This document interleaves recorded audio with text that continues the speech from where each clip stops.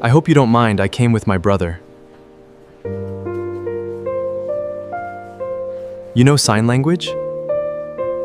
If Nia had known she was being appraised as human collateral, she would have worn a much cheaper dress. She sat at a secluded corner table in Le Petit Chateau, tapping her manicured nail against the rim of her water glass. 12 hours ago, she had been compressing a man's chest in Trauma Bay 3, fighting to keep his heart beating.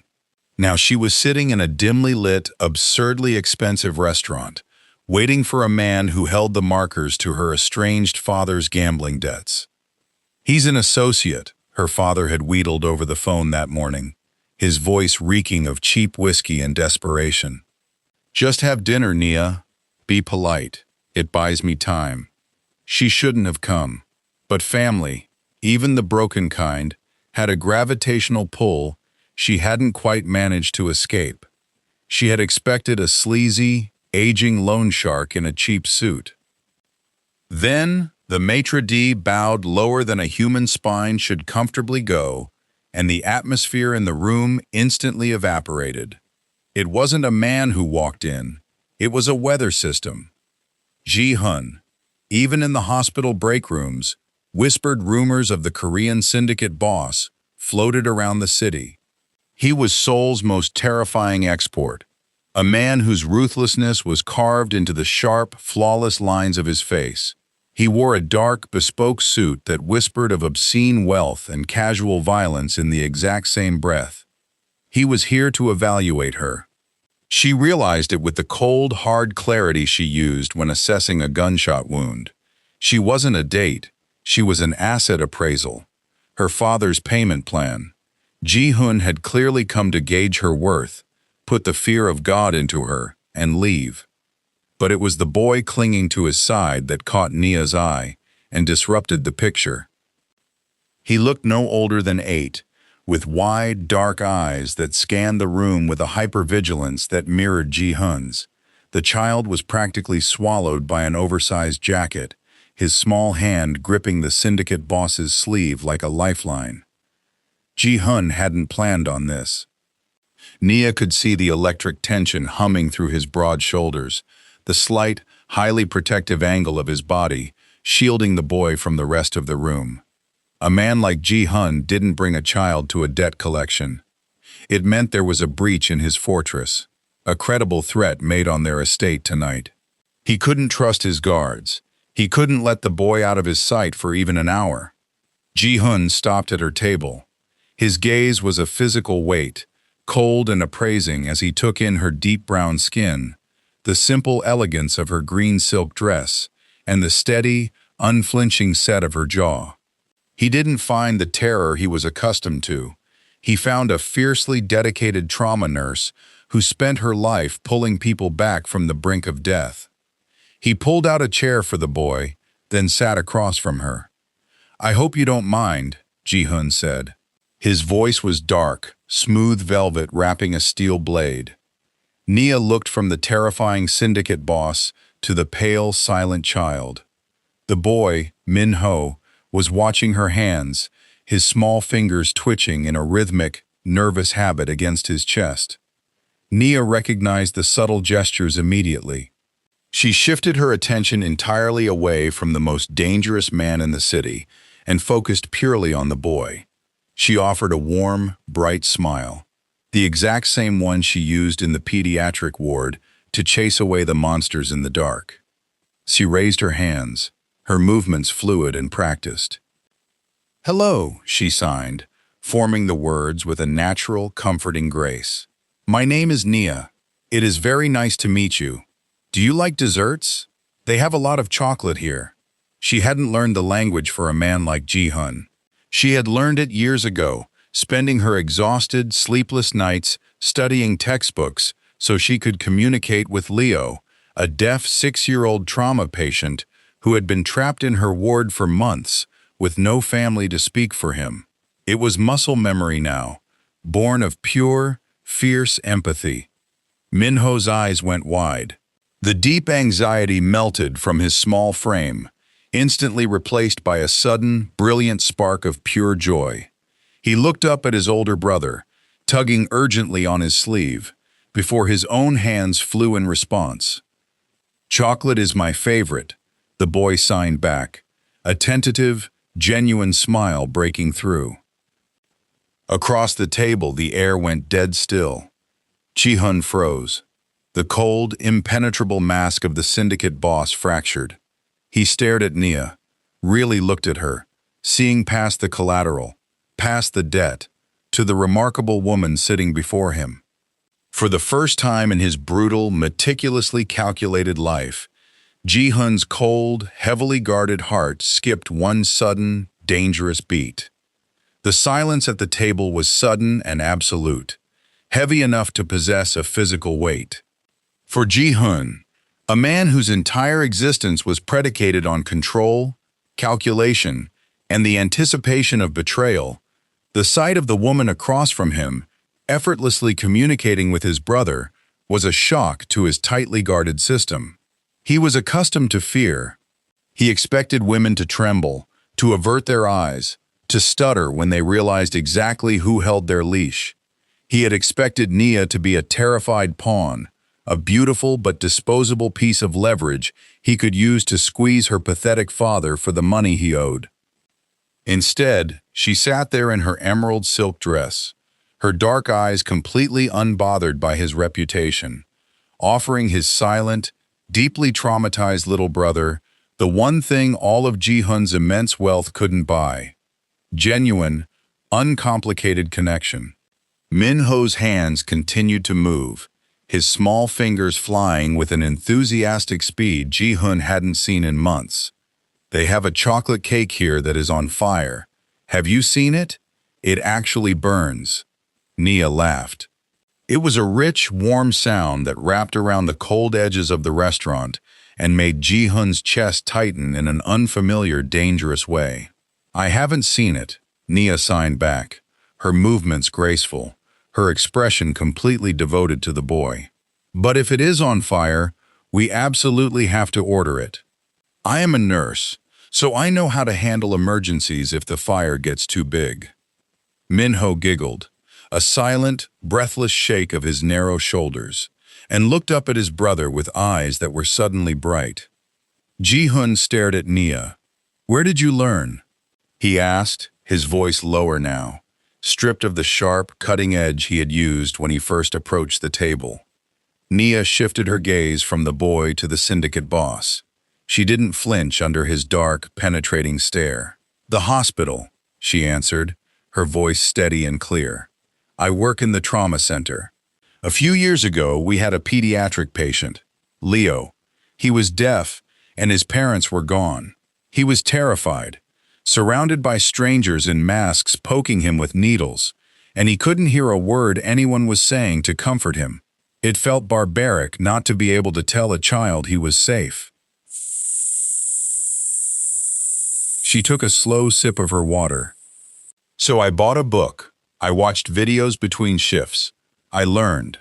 And now, I make sure no child in my ward ever feels that alone." She said it so simply, as if altering her life and sacrificing her rare hours of sleep for a stranger was just a matter of basic logistics. Ji-hun felt a strange, seismic shift deep in his gut. Her father was a degenerate gambler, a coward who had offered his own daughter as a down payment to a criminal empire. But Nia was forged from something entirely different. She was steel and silk. Before Ji-hun could formulate a response, the waiter appeared, hovering with the nervous deference that always surrounded Ji-hun in public. He meticulously set down plates of appetizers, delicate seared scallops resting on beds of vibrant pea puree, and thin slices of Wagyu beef carpaccio glistening with truffle oil on pristine bone-white china. "Enjoy your first course, sir, madam," the waiter murmured, bowing before hastily retreating. Nia picked up her fork, looking at the exquisite food. "It looks beautiful," she murmured, glancing at Min-ho to ensure he had something he could eat. Ji-hun had already ordered a side of plain buttered noodles for the boy, a detail that hadn't escaped Nia's sharp, observant eyes. For a terrifying mobster, he was fiercely attentive to the child's needs. "Eat," Ji-hun commanded softly. "Your father's debts can wait until after the first course.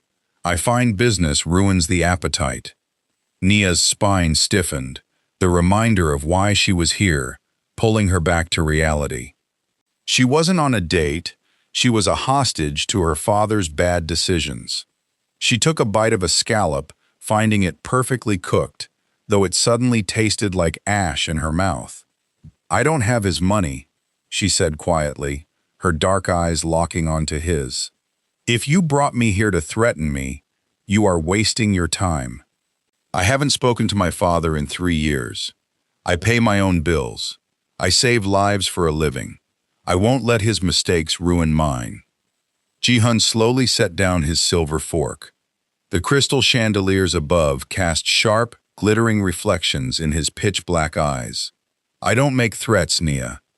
I make promises. And I assure you, if I wanted to ruin your life, we would not be eating scallops." The tension strung between them was thick enough to cut, a vibrating wire of danger and strange, undeniable heat. Nia refused to look away, her chin tilted in quiet defiance. Then, the atmosphere in the room simply broke. Ji-hun's instincts, honed by years of surviving the brutal underworld of Seoul, flared a microsecond before the chaos erupted. The hairs on the back of his neck stood up. A shadow moved incorrectly by the velvet-draped entrance. A man in a suit that was too loose, his hand reaching into his jacket. Ji-hun didn't shout. He didn't have time. The heavy, soundproof doors of Le Petit Chateau were violently kicked open. "Down!" Ji-hun roared, the velvet sliding off his voice to reveal the pure, lethal steel beneath. The first gunshot was deafening, a concussive blast that shattered the illusion of safety and elegance in a fraction of a second. The massive, ornate mirror behind the bar exploded outward, raining shards of silvered glass onto the screaming patrons. Time seemed to dilate, stretching into a surreal, horrifying crawl. Nia didn't scream. 12 hours ago, she had been managing a trauma code with a patient bleeding out on her table. Panic was a luxury she had trained out of her system years ago. Her brain registered the sound of a high-caliber weapon, the trajectory of the threat, and the immediate proximity of the most vulnerable person in the room. Min-ho, the deaf child who couldn't hear the gunfire, who only felt the terrifying vibration of violence tearing through the floorboards. The boy was frozen in his chair, his eyes wide with a silent, absolute terror as the world exploded around him. Nia didn't think. She didn't calculate her own survival odds. She simply moved. Instead of diving away from the table toward the safety of the reinforced kitchen doors, she threw herself across the space, separating her from Min-ho. She hit the boy with the full weight of her body, tackling him backward out of his chair just as a spray of bullets tore through the air where his head had been a second before. They crashed hard to the thickly carpeted floor. Nia immediately rolled, pulling Min-ho tightly against her chest, curling her body over his small, trembling frame like a human shield. She dragged them both under the heavy, solid oak of the dining table, pressing the child's face into her shoulder so he wouldn't see the carnage, covering his ears with her hands in a desperate, useless attempt to block out the vibrations of the slaughter. Above them, the elegant dining experience dissolved into a war zone. Ji-hun was a ghost, a blur of lethal, calculated violence. He hadn't ducked for cover. He had drawn the customized Sig Sauer he kept holstered at his spine and moved with terrifying precision. He knew instantly who they were, the brutal remnants of the rival Cheongpa-dong gang, retaliating for the territory he had seized 3 days prior. The threat on his estate had been a diversion to flush him out. A bullet clipped the edge of the table above Nia, splintering the oak. The pristine white linen tablecloth, hanging down to the floor, was suddenly splattered with a stark, violent spray of crimson, blood on the tablecloth. The dripping red pattern was the only thing Nia could see in the shadowed space beneath the table. She held Minho tighter, ignoring the sharp sting of a glass shard that had grazed her cheek during her dive. She murmured useless comforts against the boy's hair, her body completely rigid, bracing for the impact of a bullet she knew she couldn't stop. "Stay down, baby. I've got you. I've got you." Outside their wooden sanctuary, the gunfire was rhythmic, almost surgical. Crack, crack. A heavy body slammed against a nearby table, flipping it over with a crash of breaking china. Crack. Someone gurgled, a wet, horrifying sound that Nia recognized instantly from her time in the ER. A compromised airway, an arterial bleed. The exchange lasted less than 40 seconds, though to Nia, trapped in the dark with the smell of copper and cordite choking the air, it felt like an eternity. Then there was silence. It was a heavy, ringing silence, broken only by the distant sounds of weeping patrons and the hiss of a shattered water pipe behind the bar. "Minho." The voice was rough, breathless, and demanded immediate obedience. The white, blood-spattered tablecloth was ripped aside. Ji-hun knelt on the ruined carpet. His immaculate suit was covered in plaster dust, and a thin line of blood ran down the side of his neck from a flying piece of debris. But his dark eyes were wide, frantic, and entirely focused on the space beneath the table. He reached out, his hands shaking slightly, the first time Nia had ever seen the terrifying boss of the syndicate show a physical weakness. But as the light hit them, Ji-hun froze. He saw Nia. She was covered in dust, her beautiful green dress stained with wine, and the blood from the men who had just died inches away. There was a cut on her cheekbone, bleeding freely. But she wasn't cowering, she wasn't hysterical. She was fiercely, desperately holding his brother. Her arms were wrapped around Minho with an iron grip, her body positioned perfectly to take any lethal impact meant for the boy. Even now, with the shooting stopped, her eyes met Ji-hun's with the defensive, aggressive glare of a lioness protecting a cub. She had placed herself between a spray of bullets and a child she had met 20 minutes ago. Ji-hun stared at her, the adrenaline roaring in his ears abruptly changing frequency. In his world, loyalty was bought, bartered, or extracted through pain. People ran when the guns came out. Everyone looked out for themselves. His entire life was built on the premise that you could only trust blood. But this woman, this beautiful, stubborn, fiercely compassionate civilian, had just offered her life for a boy who wasn't hers. Something deep and fundamental clicked into place inside Ji-hun's chest. The mental ledger he kept, the one that tracked debts and leverage and collateral, simply vanished. The debt her father owed was erased. It meant nothing now. She wasn't collateral anymore. She had bled for his family. She had protected his blood.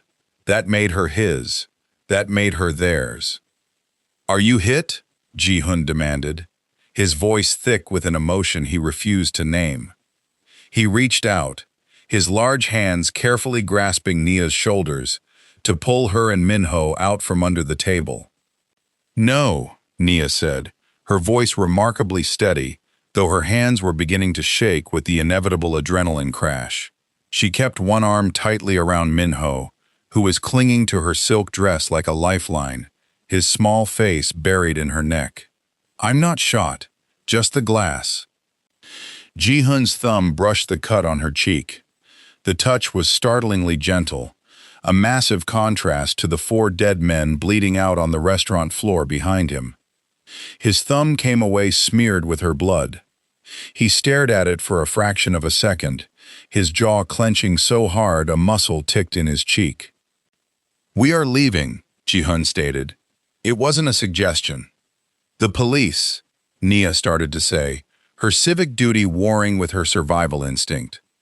"The police work for me," Ji-hun interrupted flatly. He stood smoothly, pulling Nia up with him. He didn't let go of her arm. He pulled Min-ho into his other side, creating a physical shield around the two of them. And it is no longer safe for you here, or at your apartment. They will know who was sitting at my table. They will come for you to get to me. Nia's breath hitched. The reality of the situation came crashing down, suffocating and cold. My father is dead if he crosses my path again, Ji-hun said, his voice entirely devoid of mercy. But you are not your father. He didn't give her time to argue. The wail of approaching sirens could be heard in the distance, cutting through the damp night air. Ji-hun ushered them quickly through the shattered remains of the restaurant, past the overturned tables and the bodies he had left in his wake. Nia kept her eyes fixed on Min-ho's dark hair, refusing to look at the carnage. Outside, the cool night air hit her like a physical blow. A sleek, black, heavily armored SUV was already waiting at the curb, idling with aggressive purpose, flanked by two more identical vehicles. 4 men in dark suits holding matte black automatic weapons stood in a defensive perimeter. Ji-hun opened the heavy, reinforced rear door. He helped Min-ho inside first, the boy scrambling quickly across the leather seats. Then, Ji-hun turned back to Nia. She stood on the sidewalk, the neon lights of the city reflecting off the shattered glass, scattered around her heels. She was trembling now, the shock finally breaking through the discipline of her training. She looked at the armored car, then up at the terrifying, beautiful man who was ordering her inside. "Where are we going?" she asked, her voice tight. "Home," Ji-hun said softly. He stepped into her space, his physical presence overwhelming, wrapping around her like a heavy, dark blanket. He reached out and tucked a stray curl behind her ear, his dark eyes burning with a sudden, possessive fire that made her breath catch in her throat. "You protected what is mine, Nia. In my world, that means you belong with us now.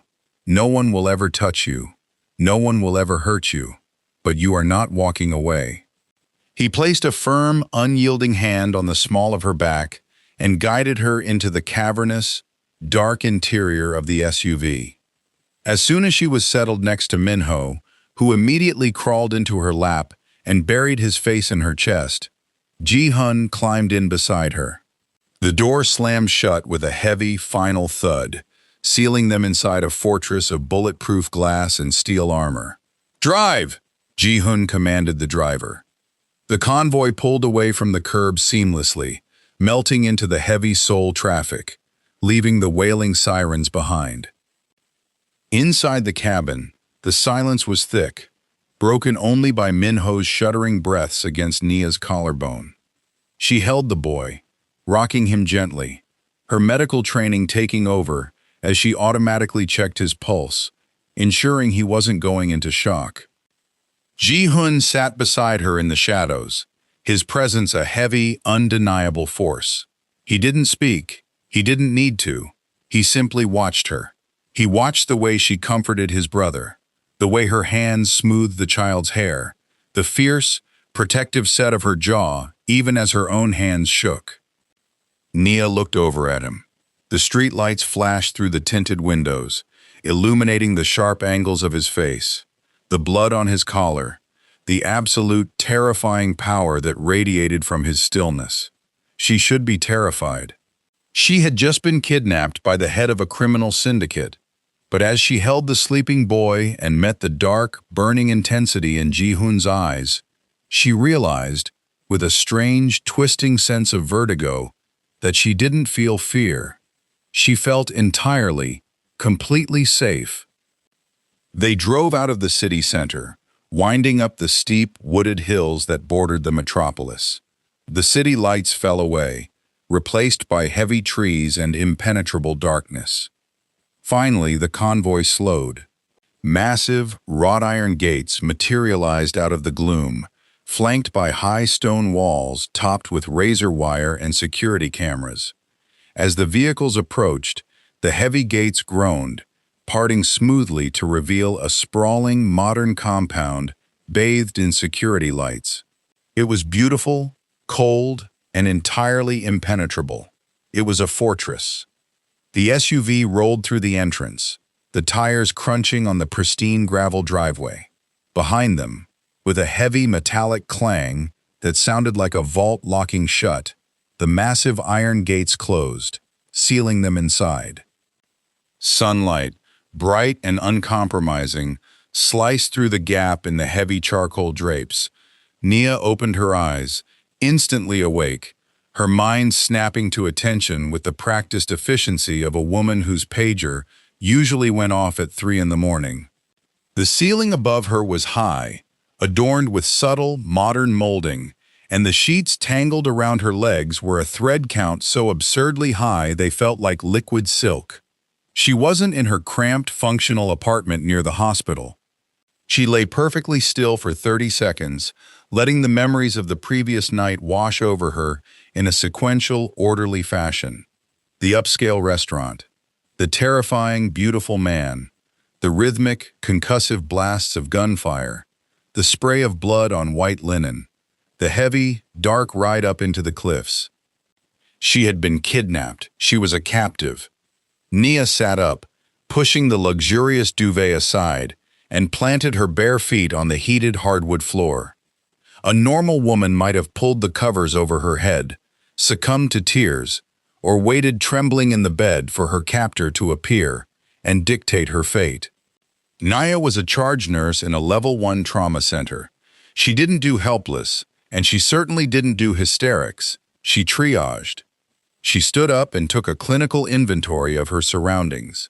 The bedroom was massive, decorated in muted tones of slate, navy, and cream. A wall of floor-to-ceiling windows looked out over a breathtaking view of the ocean, the water crashing aggressively against the jagged cliffs far below. There were no bars on the glass, but she knew with absolute certainty they were bulletproof. She walked into the adjoining bathroom, entirely done in black marble and glass, and stopped in front of the mirror.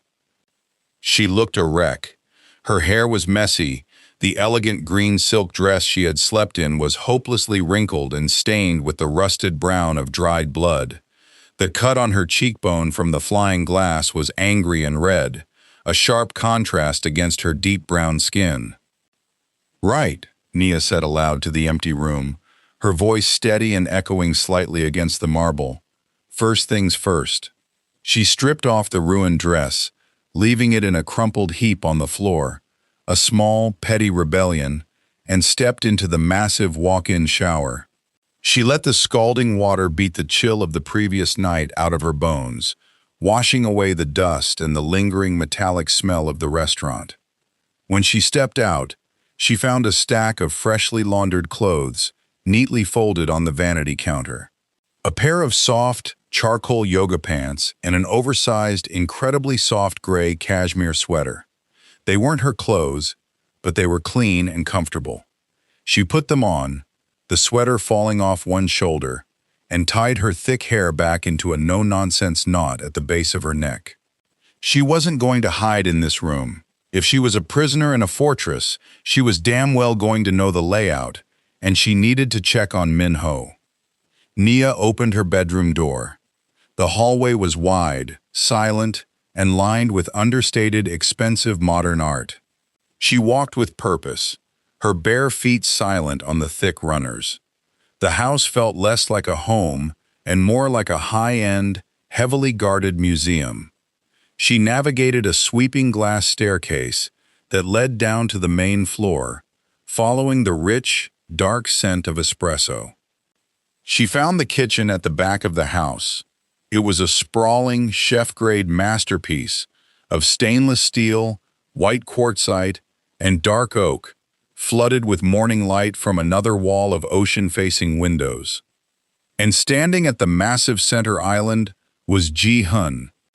He had shed the terrifying mob boss armor of his tailored suit. He wore dark, loose-fitting trousers and a plain black t-shirt that stretched over the broad, heavily muscled lines of his shoulders and back.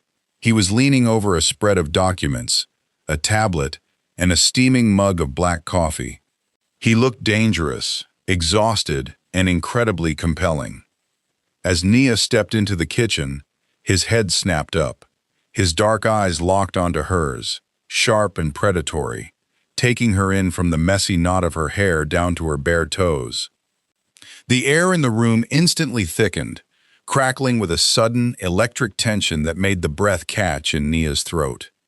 He didn't speak. He simply watched her, waiting to see what the beautiful, stubborn woman he had stolen from her life was going to do next.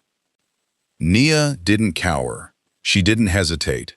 She marched straight into the kitchen, her chin tilted up, radiating the exact same stern, unbreakable authority she used when a cocky surgical resident tried to override her orders in the ER.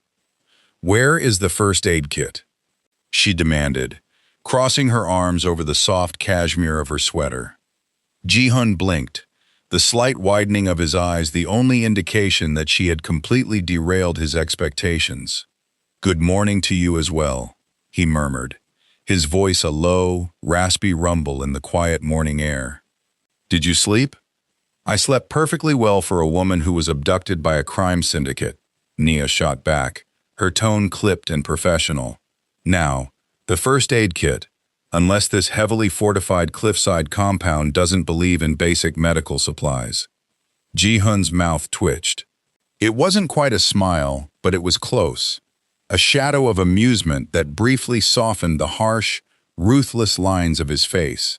He walked over to a bank of seamless oak cabinets, opened one, and pulled out a sleek, white metal box. He set it on the quartzite island and pushed it toward her. "Thank you," Nia said briskly. She opened the box, quickly assessing the contents. It was fully stocked, hospital grade. She pulled out antiseptic wipes, a tube of antibiotic ointment, and a few small adhesive bandages. She didn't treat herself. She picked up the supplies, walked around the island, and stopped squarely in front of him. Close up, he was overwhelming. The heat radiating off his body was palpable, and he smelled of expensive soap, dark roast coffee, and an underlying scent of raw, unfiltered power. "Sit," Nia ordered, pointing a perfectly manicured finger at one of the heavy leather bar stools. Ji-hun looked at her finger, then up to her face. "Excuse me? You have a laceration on the side of your neck from the flying debris last night," Nia said, her voice dropping into her clinical, unyielding nurse persona. "It is red, it is angry, and it is going to get infected if you don't clean it. I don't care how tough you are. An infected wound will put you on your back just as fast as a bullet. Sit down." For a long, tense moment, the head of Seoul's most feared syndicate stared at the 5'6" nurse. His men didn't give him orders. His enemies begged for mercy. No one told him to sit down. Then, slowly, deliberately, Ji-hun pulled out the stool and sat. Nia stepped into the space between his spread knees. She ripped open an antiseptic wipe. "Turn your head," she commanded softly. He obeyed, exposing the strong, corded column of his neck. The cut was an inch long, jagged, and crusted with dried blood. Nia stepped closer, her thigh brushing against his knee. She felt him stiffen, his massive hands gripping the edge of the quartzite counter, until his knuckles turned white. "This will sting," she murmured. With gentle, practiced efficiency, she cleaned the wound. She could feel the steady, powerful thrum of his pulse beneath her fingertips. His skin was warm, pulled taut over dense muscle. She worked quickly, applying the ointment and securing a small, sterile bandage over the cut. "There," Nia said, stepping back and tossing the wrapper into a nearby trash can. "You'll live." Ji-hun turned his head slowly back to face her. The dark, bottomless depths of his eyes were blazing with a raw, undeniable heat. The chemistry between them wasn't just crackling. It was a physical force, pulling at her like a riptide. "You are a very bossy woman, Nia," he said softly, his gaze dropping to her mouth, before slowly rising back to her eyes. "I am a medical professional," she corrected, refusing to break eye contact, even as her heart hammered violently against her ribs. "And speaking of which, where is Min-ho?" Has he eaten? After a trauma like last night, his blood sugar needs to be stabilized, and he needs a routine to feel secure. Before Ji-hun could answer, the soft patter of feet sounded on the hardwood floor. Nia turned as Minho walked into the kitchen. He was wearing oversized superhero pajamas, rubbing his eyes sleepily. The moment he saw Nia, the tension completely vanished from his small frame. His face lit up, and he ran across the kitchen, throwing his arms around her waist and burying his face in her cashmere sweater. Nia's stern, clinical demeanor instantly melted away. She dropped to her knees, wrapping her arms tightly around the boy, burying her face in his dark hair. She inhaled the scent of his baby shampoo, a wave of profound relief washing over her that he was safe, unharmed, and still a child. She pulled back slightly and raised her hands, her face breaking into a warm, radiant smile that completely transformed her. "Good morning," she signed, her movements fluid and bright. "Did you sleep well? I was hoping you were awake. I need someone to help me figure out what to eat for breakfast." Minho's hands flew excitedly. "Good morning. My brother usually makes me eggs, but he burns the toast. Every time. We have pancakes in the freezer. Can we have pancakes?" Nia laughed, a rich, genuine sound that echoed in the cavernous kitchen. She shot a teasing, sidelong glance up at Ji-hun. "We can definitely have pancakes," Nia signed back. "And we will make sure your brother stays far away from the toaster. We don't want any more emergencies today." Minho giggled silently, nodding enthusiastically. Ji-hun watched the exchange from his bar stool, utterly entranced. He watched the way Nia's smile reached all the way to her eyes, the gentle, patient way she interacted with his brother, pulling the boy out of the dark, silent shell he had been trapped in for months. He had brought this woman into his home as a sudden, protective impulse, claiming her to keep her safe. But watching her kneel on his kitchen floor, radiating warmth and light into his cold, shadowed world, Ji-hun realized with a sudden, sharp ache in his chest that she wasn't just a beautiful captive, she was a necessity. "I don't burn the toast every time," Ji-hun defended quietly, his voice lacking its usual dangerous edge. Nia stood up, keeping one hand resting protectively on Minho's shoulder. She moved to the massive commercial-grade refrigerator, opening it to inspect the contents. "That sounds exactly like something a man who burns toast would say," she called over her shoulder. "Sit there and look intimidating. I'll make the pancakes. Minho, grab the syrup." For the next hour, the sprawling, heavily guarded fortress felt profoundly, absurdly domestic. Nia took over the kitchen with the same effortless command she used in the trauma bay. She found mixing bowls, whipped up pancake batter from scratch, ignoring the frozen ones Minho had pointed out, and expertly flipped golden brown circles on the griddle. Minho sat at the island, his legs swinging happily, communicating with Nia through rapid, joyful signs while she cooked. Ji-hun simply sat and watched. He drank his coffee, abandoning his dark, violent syndicate business entirely. He couldn't take his eyes off her. He watched the sway of her hips in the soft yoga pants as she moved around his kitchen. He watched the way the sunlight caught the rich, deep tones of her skin. But more than that, he watched her heart. He watched her pour a terrifying amount of compassion into a deaf child she barely knew. When the food was ready, Nia plated a towering stack of pancakes for Minho, drowning them in syrup just the way he excitedly requested. She placed a smaller, more reasonable stack in front of Ji-hun, along with a fresh cup of coffee, before taking her own plate and sitting on the stool next to the boy. They ate in a comfortable, companionable silence, broken only by Nia and Minho's visual conversation. Later that afternoon, after Minho had exhausted himself running around the enclosed, highly secure gardens and had retreated to the living room to read a comic book, Nia found herself wandering the massive estate. The house was a marvel of architecture, all glass and stone, seamlessly blending into the rugged cliffside. She stepped through a set of sliding glass doors into a breathtaking indoor conservatory. It was a massive, temperature-controlled glass dome jutting out over the cliff, filled with lush, exotic plants, blooming orchids, and a small, trickling stone waterfall. The air was warm and smelled of damp earth and jasmine. Ji-hun was there. He was standing near the glass edge, looking out over the churning ocean below. He had changed into a crisp white dress shirt, the sleeves rolled up to his elbows, revealing muscular forearms lightly dusted with dark hair and the edges of intricate, dark ink creeping down from his shoulders. Without the suit jacket, without the armor of his syndicate persona, he looked different. He didn't look like Seoul's most terrifying monster. He looked like a man carrying an impossible, crushing weight on his shoulders.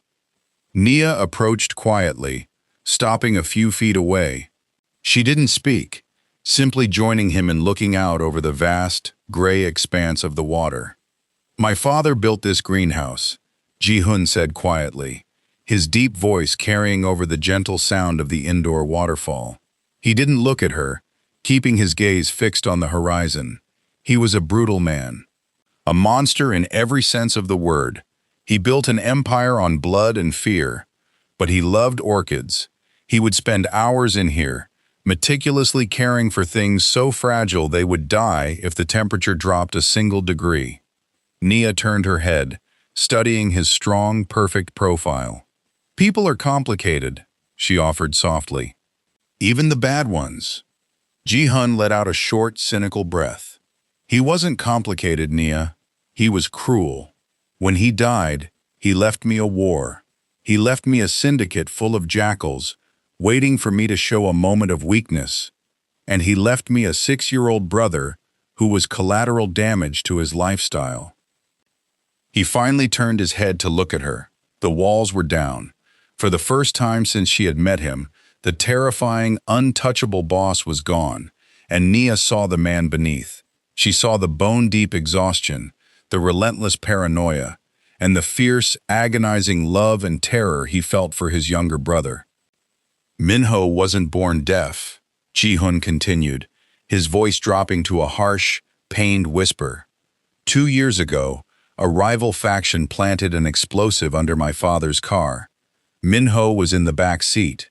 He survived, but the blast shattered his eardrums. He hasn't heard a sound since." Nia felt a sharp ache in her chest. She took a step closer, the space between them shrinking, the magnetic pull snapping back into place, stronger than ever. "He was trapped," Ji-hun said, his dark eyes locking onto hers, intense and searching. "Trapped in the silence. Trapped in this house because it's the only place I can guarantee no one will ever hurt him again. I can buy him anything in the world. I can destroy anyone who looks at him wrong. But I couldn't speak to him. Not the way you do. Not until you walked into that restaurant." "You love him," Nia said softly. "That makes you a good brother, Ji-hun, not a monster." Ji-hun's jaw clenched. He reached out, his hand moving slowly, deliberately, until his large, warm fingers gently cupped her jaw. His thumb brushed over the small bandage she had placed on her own cheek earlier that morning. "I am a monster, Nia," he murmured, his thumb tracing the soft line of her jaw, sending a shiver of pure heat racing down her spine. "I kill men, I ruin lives, I take what I want, and I destroy anyone who stands in my way." Nia didn't pull away. She leaned slightly into his touch, her breath hitching as his dark, burning eyes dropped to her lips.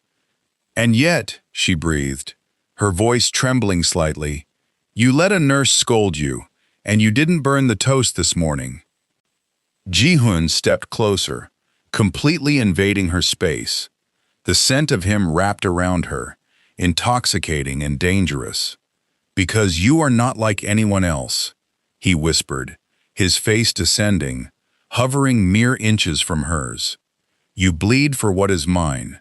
You fight for what is mine. And now?" His hand slid to the back of her neck, his fingers twisting into the heavy knot of her hair, tilting her head back slightly.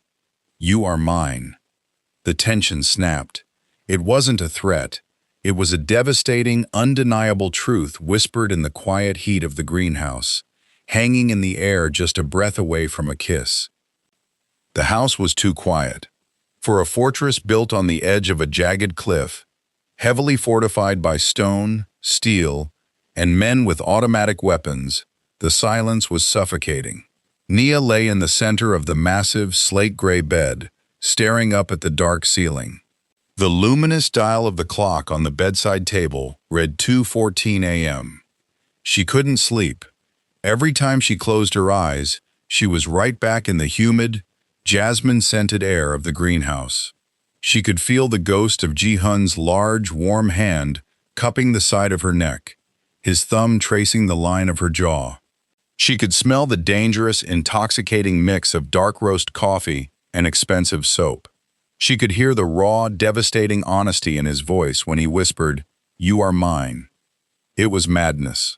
She was a practical, fiercely independent woman who spent her life dealing in hard medical facts and the brutal realities of trauma. She paid her own bills, fixed her own plumbing, and fiercely guarded her heart. She did not fall for criminal syndicate bosses who kidnapped her after a shootout.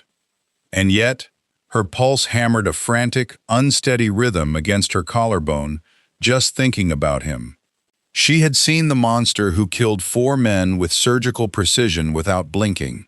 But today, she had also seen the man who painstakingly peeled an apple for his deaf little brother, who spoke of his brutal father with shadowed, haunted eyes, and who had looked at Nia not as collateral, but as something precious. She needed a glass of water. More than that, she needed to move. The restless energy vibrating through her limbs was going to drive her out of her mind. Nia pushed the heavy silk duvet aside and swung her legs out of bed. She hadn't bothered to find pajamas in the massive wardrobe, instead sleeping in the same soft charcoal yoga pants and oversized cashmere sweater from the morning. The floorboards were cool against her bare feet as she padded across the bedroom and slipped out into the wide, dimly lit hallway. The estate was a tomb at this hour. The soft ambient lighting cast long, creeping shadows against the modern art lining the walls. She walked with deliberate, quiet steps, intending to head straight for the kitchen. But as she passed the sweeping glass staircase, a sliver of warm, golden light caught her eye from down the opposite corridor. It was Ji-hun's study. The heavy, carved oak door was open just a crack. Nia stopped in her tracks, her breath catching. She shouldn't go in there.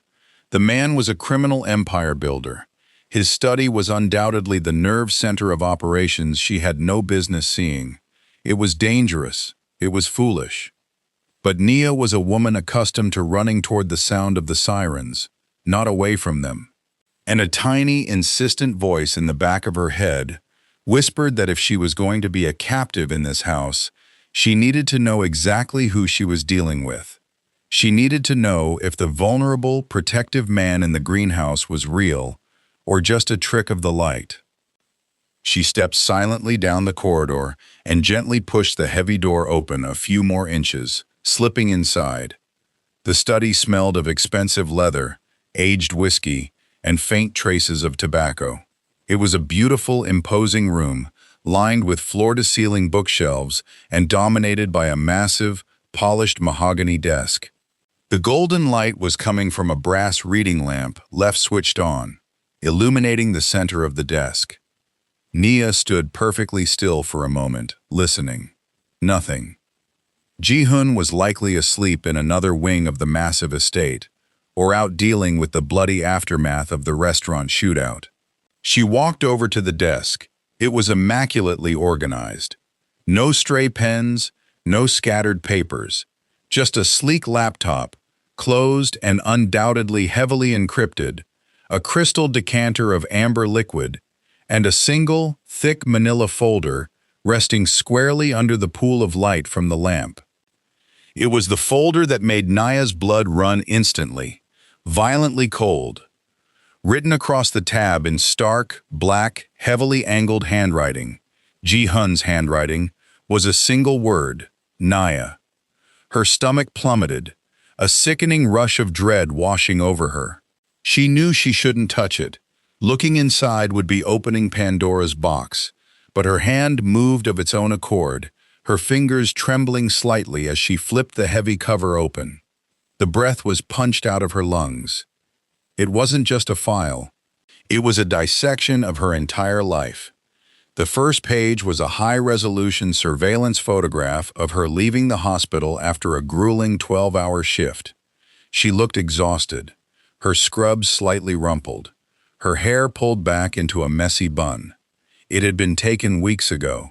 Long before the dinner at Le Petit Chateau, she turned the page with a shaking hand.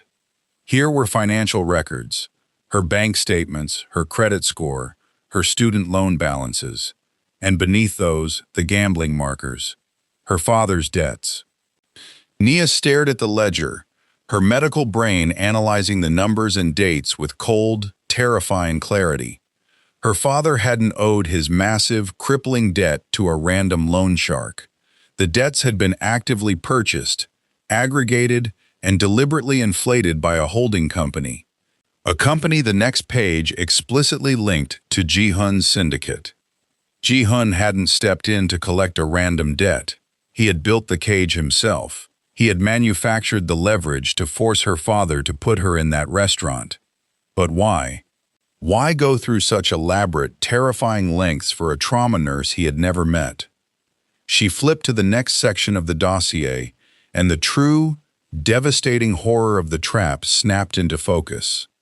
The pages were medical records, not hers.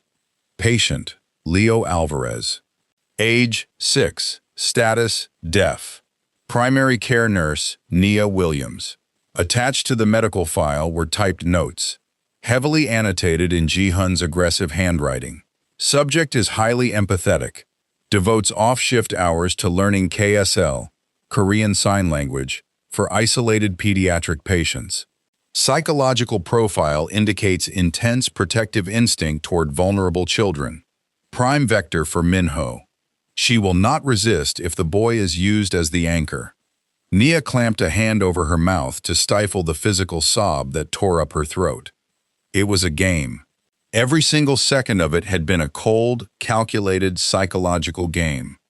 He had stalked her. He had profiled her like a serial killer choosing a victim. He knew she would never submit to a mobster willingly, no matter how much debt her father owed. So, he had found her weakness. He knew she had a soft spot for deaf children. He had deliberately brought Minho to the restaurant, knowing perfectly well that Nia would immediately bond with the boy. He had used his own traumatized, innocent brother as bait to snare her. And the greenhouse, the soft words, the vulnerability, the story about his father and the orchids. You protected what is mine. You are mine. It was all a script, a masterful, sociopathic manipulation designed to make her stop fighting. He hadn't claimed her in a moment of sudden, overwhelming passion because she saved his brother. He had planned to claim her all along. The shootout had merely accelerated the timeline. He was playing her, molding her into a compliant, willing captive through manufactured emotional dependency. Tears of pure, burning humiliation welled in Nia's eyes, spilling hot and fast down her cheeks. She felt violated. She felt stupid. She had actually believed for one weak, pathetic moment that she could see the soul of a good man trapped inside a monster. There was no good man. There was only the syndicate boss, pulling the strings on his puppets. Anger, white-hot and absolute, burned away the tears. Nia slammed the dossier shut. The quiet thud echoed in the grand study like a gunshot. She was not a pawn. She was not a psychological profile on a piece of paper to be manipulated and controlled. She was Nia Williams, and nobody played God with her life. She didn't return to the bedroom. She didn't pack anything. She didn't even have shoes. She just turned on her heel and marched out of the study, her heart pounding a frantic, desperate rhythm against her ribs. She had to get out. She had to run. To get as far away from Ji-hun and his beautiful, terrifying cage as physically possible. She moved through the shadows of the massive house, relying on the mental map she had subconsciously built during her wanderings earlier that day. She bypassed the grand foyer, too exposed, too likely to have guards stationed outside the heavy double doors. Instead, she headed toward the rear of the estate, navigating the complex maze of corridors that led toward the service entrances and the kitchens. She knew the compound was heavily guarded. She had seen the cameras, the men in dark suits patrolling the perimeter. But the panic, clawing at her throat, demanded action. If she stayed, if she let him look at her tomorrow with those dark, lying eyes, she would shatter completely. She rounded a corner near the laundry facilities, a dimly lit hallway that terminated in a heavy steel door marked with a glowing red exit sign. Nia froze. Standing in front of the door, leaning casually against the wall with his arms crossed over his chest, was a man. He stepped out of the shadows. Nia recognized him instantly. He was the man who had been riding in the front passenger seat of the SUV last night. The one who had flanked Ji-hun's right side. The trusted lieutenant. "Going somewhere, Miss Williams?" His voice was smooth, devoid of the gravelly menace that Ji-hun possessed, but his eyes were cold. Nia took a step back, her muscles instantly tensing, preparing to bolt or fight. She was trapped. She had made it less than 100 yards before the monster's right hand caught her. "Let me pass," Nia demanded, channeling every ounce of nurse authority she possessed into her voice, refusing to let him see the terror shaking her frame. The lieutenant, Dae-jung, she remembered Ji-hun calling him, didn't move. He tilted his head, his dark eyes sweeping over her bare feet, the tears still damp on her cheeks, and the absolute, heartbroken fury radiating from her posture. "You went into the study," Dae-jung stated quietly. It wasn't a question. Nia's jaw tightened. "I know what he did.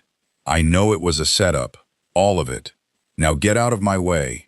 Dae-jung let out a slow, heavy sigh. He dropped his arms and took a step toward her. Nia braced herself, raising her hands defensively. But instead of grabbing her, Dae-jung stopped, his expression shifting into something that looked remarkably like pity. "I told him it was a mistake to leave the file out," Dae-jung murmured, his voice dropping to a conspiratorial whisper. "But Ji-hun is arrogant. He believes he controls everything. He believes he controls you." Nia blinked, thrown completely off balance. She stared at the lieutenant, searching his face for the trick. "What are you talking about?" Dae-jung looked down at the floor, then back up to her, his expression tight with feigned regret. "I am a soldier, Miss Williams. I do terrible things for a living. But I have a daughter. She is in university. And watching what he has done to you, the stalking, the psychological games, it turns my stomach. Ji-hun doesn't know how to love. He only knows how to break things until they fit into the boxes he builds for them." Nia's breath hitched. Validation, sudden and sharp, pierced through her panic. He saw it too. Even his own men knew he was a monster. "He's going to break you, Nia," Dae-jung said softly, stepping a fraction closer. "The affection, the gentleness, that's phase 1. Once you submit, once you stop fighting and accept the cage, the real Ji-hun comes out. The one who locked his own brother away in a fortress, rather than get him real help. The one who will never, ever let you leave this mountain." A cold sweat broke out across the back of Nia's neck. "Let me go," she whispered, the fight suddenly draining from her, replaced by a desperate, pleading urgency. "Please, just let me out." Dae-jung hesitated. He looked down the dark hallway, as if checking for patrols, then looked back at her, his jaw set with apparent resolve. "If I do this, he will kill me," Dae-jung said grimly. I won't tell anyone it was you, Nia promised instantly, stepping toward him. I'll say the door was unlocked. I'll say I slipped out. It doesn't matter what you say, he will know. Daejung reached into his jacket pocket. Nia flinched, but he only pulled out a small electronic keycard. But some things are more important than fear. There is a service road a quarter-mile through the woods. It winds down the cliff and connects to the main highway. If you run fast and you stick to the tree line, you can make it before the shift change at 3 a.m. Nia felt a surge of profound, overwhelming gratitude. She had misjudged everything tonight, but at least there was one shred of humanity left in this nightmare. Thank you, she breathed, tears of relief pricking her eyes. Thank you so much. Daejung turned to the heavy steel door. He swiped the card over the black reader on the wall. A green light flashed, and a heavy, mechanical clack echoed in the silence as the magnetic locks disengaged. He pushed the door open. The cold, damp night air rushed in, carrying the heavy scent of pine needles and the distant, violent crash of the ocean against the cliffs. Go, Daejung urged, looking at her with grim urgency. Don't look back. Don't stop running until you see the highway lights. Nia didn't hesitate.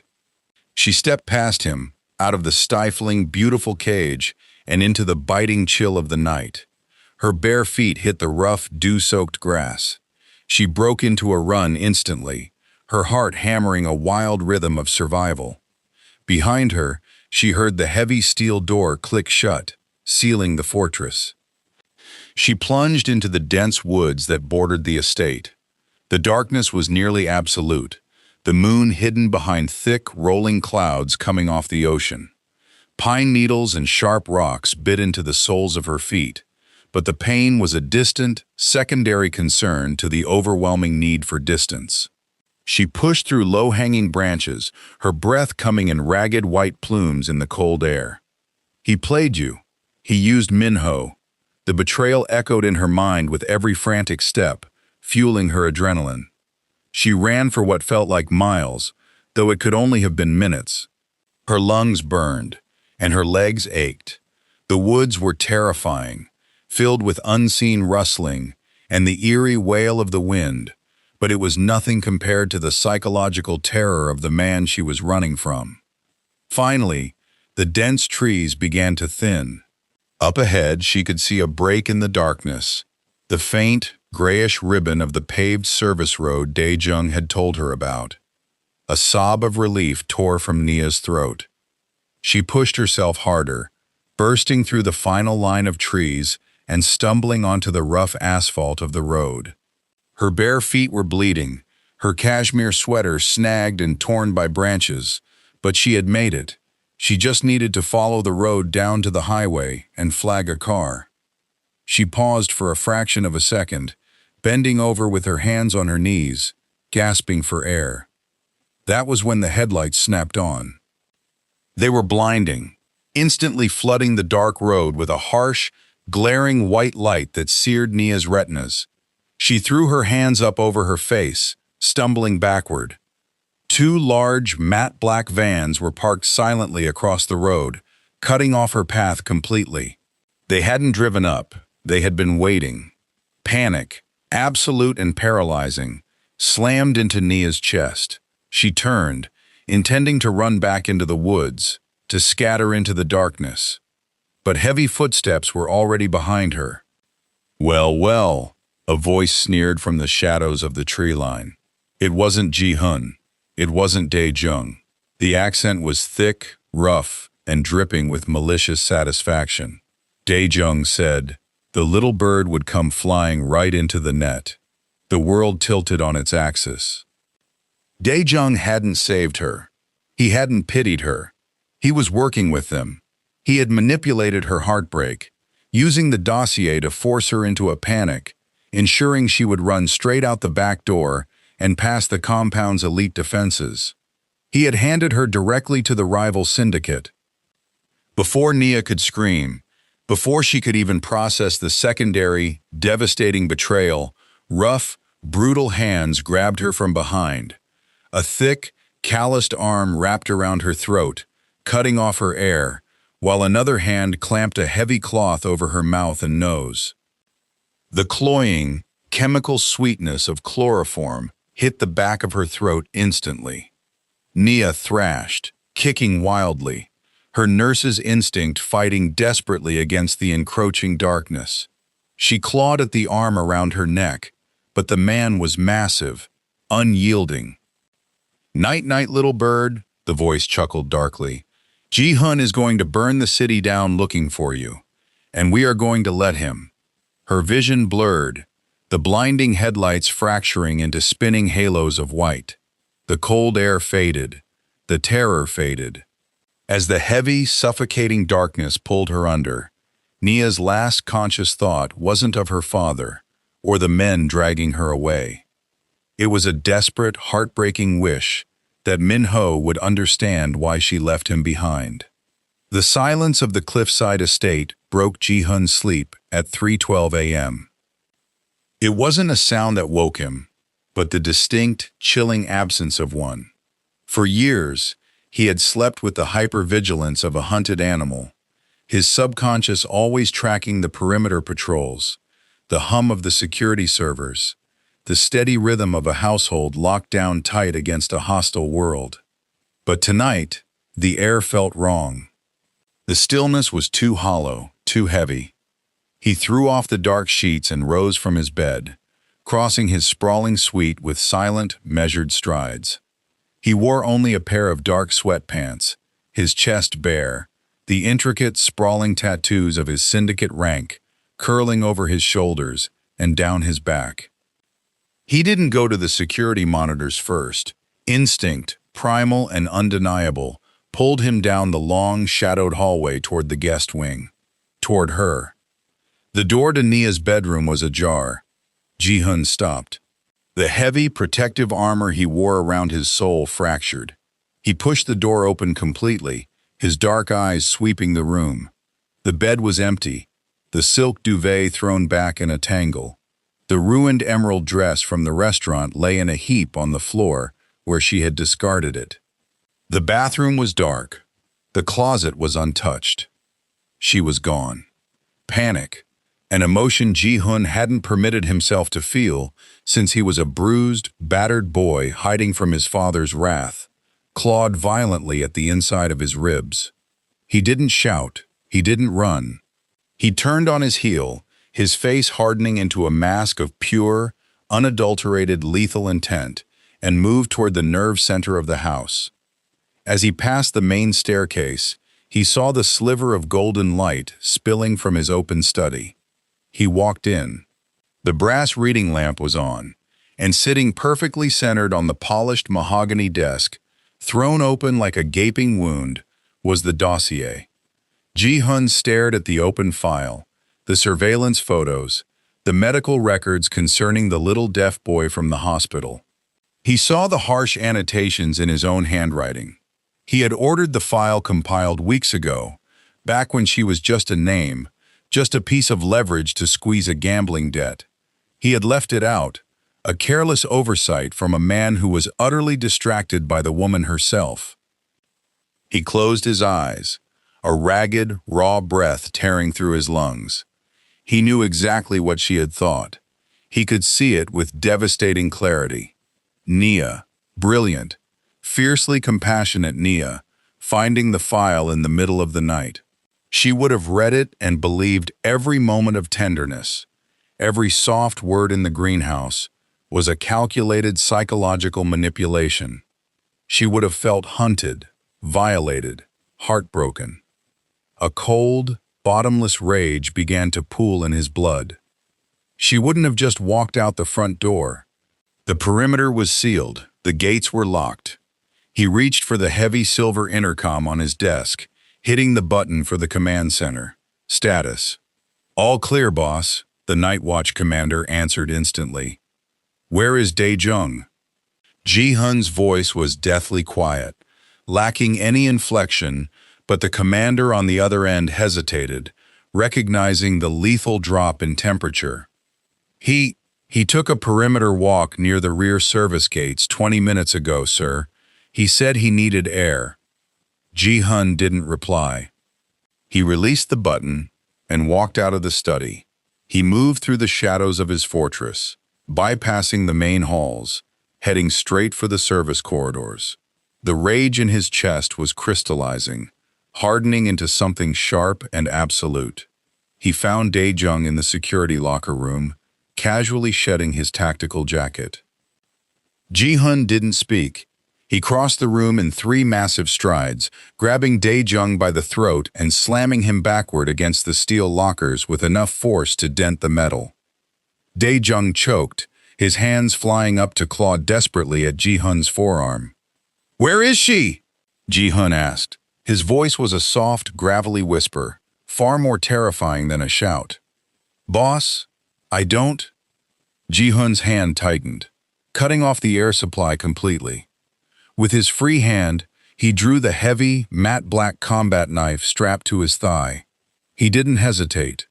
He drove the blade an inch deep into the meaty part of Dae-jung's shoulder, pinning him against the locker. Dae-jung screamed, a wet, gargling sound around the hand crushing his windpipe. "You let her out," Ji-hun stated, his pitch-black eyes burning with the fires of hell. "You showed her the door. You handed her to Kang's men. You have 10 seconds to tell me where they took her, or I will start peeling the skin from your face, and I will keep you alive to watch me do it." Dae-jung saw the absolute truth in Ji-hun's eyes. There was no mercy here. There was no loyalty to be salvaged. The monster was entirely off the leash. The old Inshan shipping yard, Dae-jung gasped, as Ji-hun fractionally loosened his grip. Pier 47. Kang wanted her. To break you. To make you trade the territory. Ji-hun twisted the knife sharply before ripping it out. Dae-jung collapsed to the floor in a heap of agony and blood. "Lock down the estate," Ji-hun ordered the 2 guards who had just sprinted into the room, their weapons drawn and eyes wide with shock. "Put a detail of 10 men on Minho's door. If this traitor bleeds out before I get back, throw his body in the ocean. If he lives, save him for me."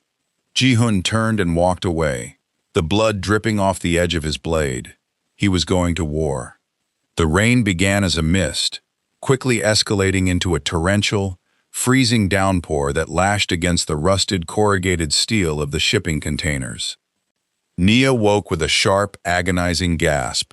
Her head throbbed violently, the sickeningly sweet residue of chloroform still coating the back of her throat and making her stomach roll. She blinked against the blinding glare of a halogen work light swinging from the ceiling of the cavernous, abandoned warehouse. She was sitting in a hard metal chair, her wrists bound tightly behind her back with coarse rope that bit brutally into her skin. Her bare feet were numb, resting on the damp, oil-slicked concrete floor. She was freezing, her torn cashmere sweater offering no protection against the damp, biting chill of the harbor.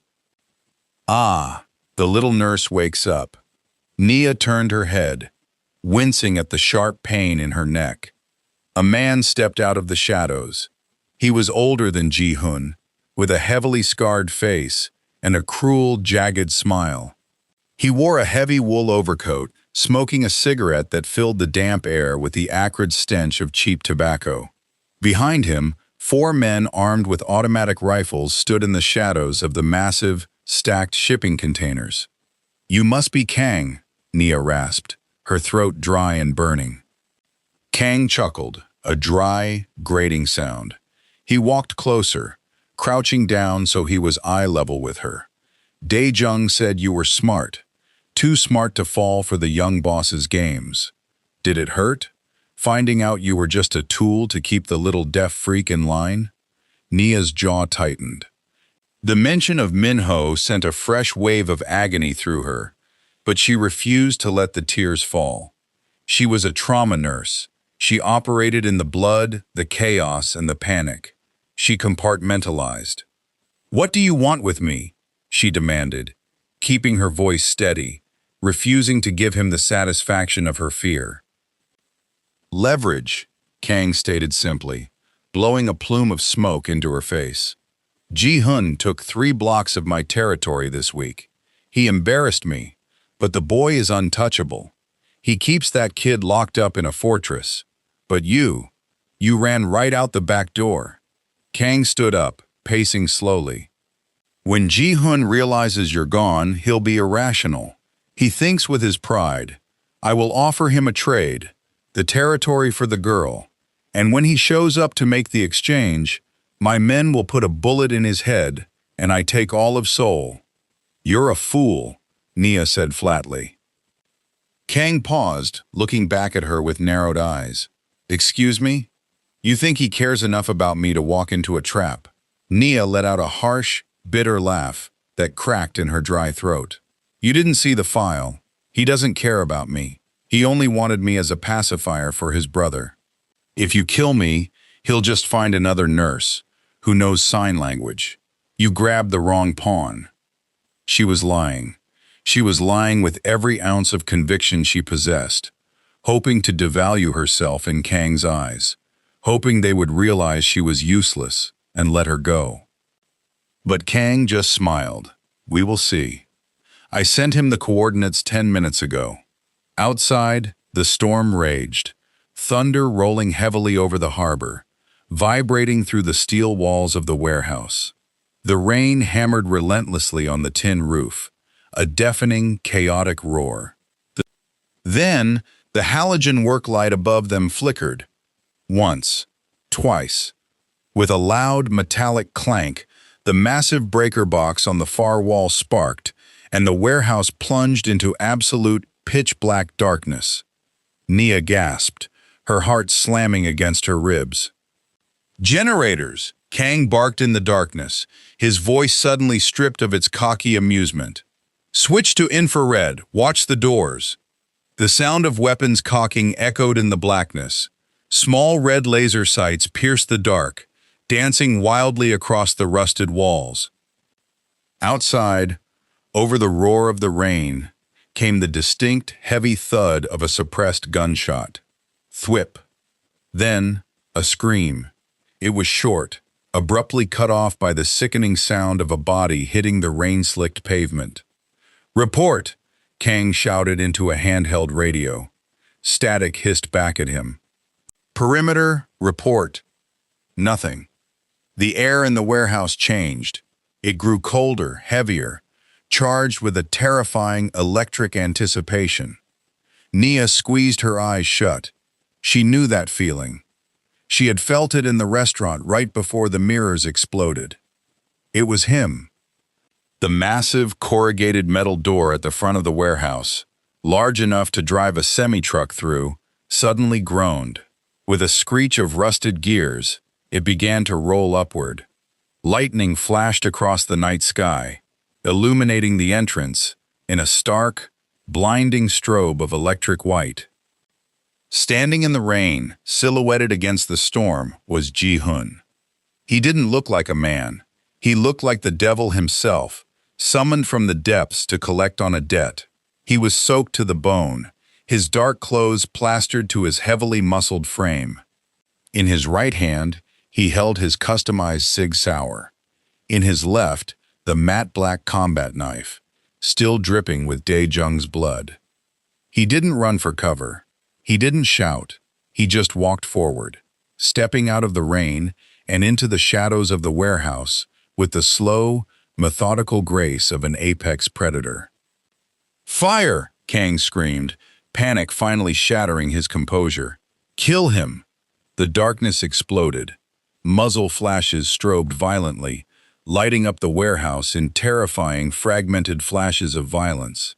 The noise was deafening, bullets tearing through the air, sparking off the metal shipping containers and chewing up the concrete floor. Nia curled into herself as much as the ropes would allow, closing her eyes, praying for the chaos to end. But Ji-hun was a ghost. In the strobing light of the gunfire, Nia caught fragmented glimpses of the massacre.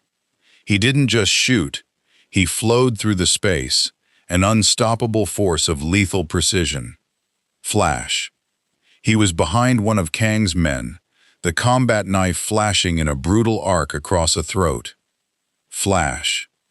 He was dropping to one knee, firing twice into the chest of another man before seamlessly rolling out of the line of fire. Flash. He was grabbing a rifle barrel, redirecting the spray of bullets into the ceiling before driving the heel of his hand into his attacker's face with a sickening crunch. It was horrifying. It was mesmerizing. He was systematically dismantling a heavily armed squad in the dark, driven by a rage so profound, so absolute, it altered the very gravity of the room. Nia realized with a sudden, breathtaking clarity that he hadn't brought backup. He hadn't sent an assault team. He had come alone. He had walked into a fortified stronghold of a rival syndicate by himself, fueled by nothing but the desperate, blinding need to get her back. The gunfire dwindled, replaced by the heavy silence of the dead and the relentless drumming of the rain on the roof. The emergency backup lights finally kicked on, bathing the warehouse in a dim, sickly yellow glow. 4 bodies lay scattered across the wet concrete. Ji-hun stood in the center of the carnage. He was bleeding from a graze on his cheek, his clothes soaked in rain and blood, his chest heaving with exertion. He looked wild, untamed, terrifying. And then, his dark eyes found her. The monster vanished. The cold, ruthless syndicate boss evaporated. In that split second, Nia saw a man whose soul had been ripped out of his chest, staring at her as if she were the only thing tethering him to the earth. "Nia," he breathed, the word carrying over the distance like a prayer. He started toward her. "Stop right there." Kang lunged out from behind the stack of containers near Nia. He moved fast, grabbing a fistful of Nia's torn sweater and yanking her chair backward. He jammed the barrel of a heavy revolver aggressively against her temple. Nia gasped at the sharp, bruising pressure of the metal against her skin, her eyes flying wide. Ji-hun froze, every muscle in his massive body locked down, rigid as stone. The hand holding his gun didn't waver, but the sheer, agonizing terror that ripped across his face was devastating. "Drop it," Kang screamed, his face slick with sweat, his eyes wide and frantic. He was a dead man, and he knew it, but he wanted to take Ji-hun's heart with him. "Drop the gun, Ji-hun, or I paint this crate with her brains." "Kang," Ji-hun said, his voice dropping an octave, resonating with a demonic, terrifying calm. "Take the gun away from her head. I will let you walk out of here. But if you pull that trigger, I swear on the soul of my dead mother, I will keep you alive for a year, and you will beg for death every single day." "Liar," Kang spat, his finger whitening on the trigger. "You're a dead man. You think this nurse loves you? She knows what you are. She ran from you." "I don't care if she hates me," Ji-hun said softly, his eyes never leaving Nia's. The raw, bleeding truth in his voice broke the air. "I don't care if she never looks at me again, but she is going to live." He slowly began to lower his gun. Nia looked at Ji-hun. She saw the surrender in his posture. He was going to put his weapon down.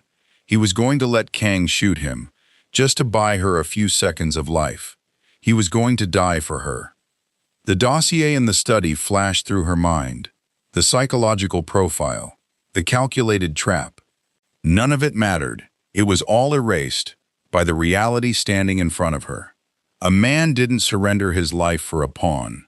Nia's medical training, the fierce, survivalist instinct that made her the best trauma nurse in the hospital, flared violently.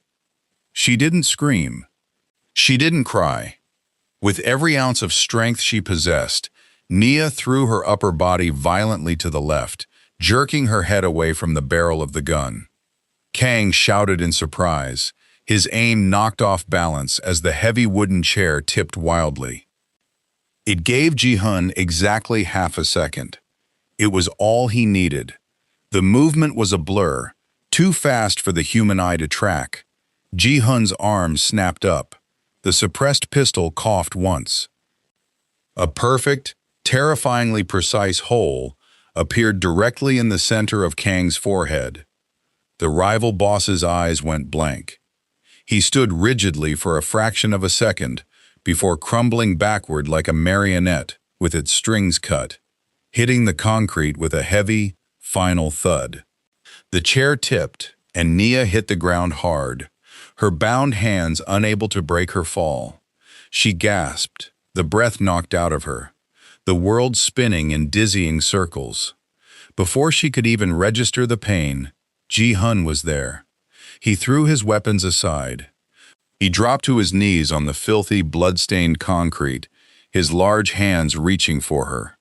He pulled her upright, grabbing the combat knife to slice through the thick ropes binding her wrists with one swift, desperate motion. The moment her hands were free, Ji-hun dropped the knife.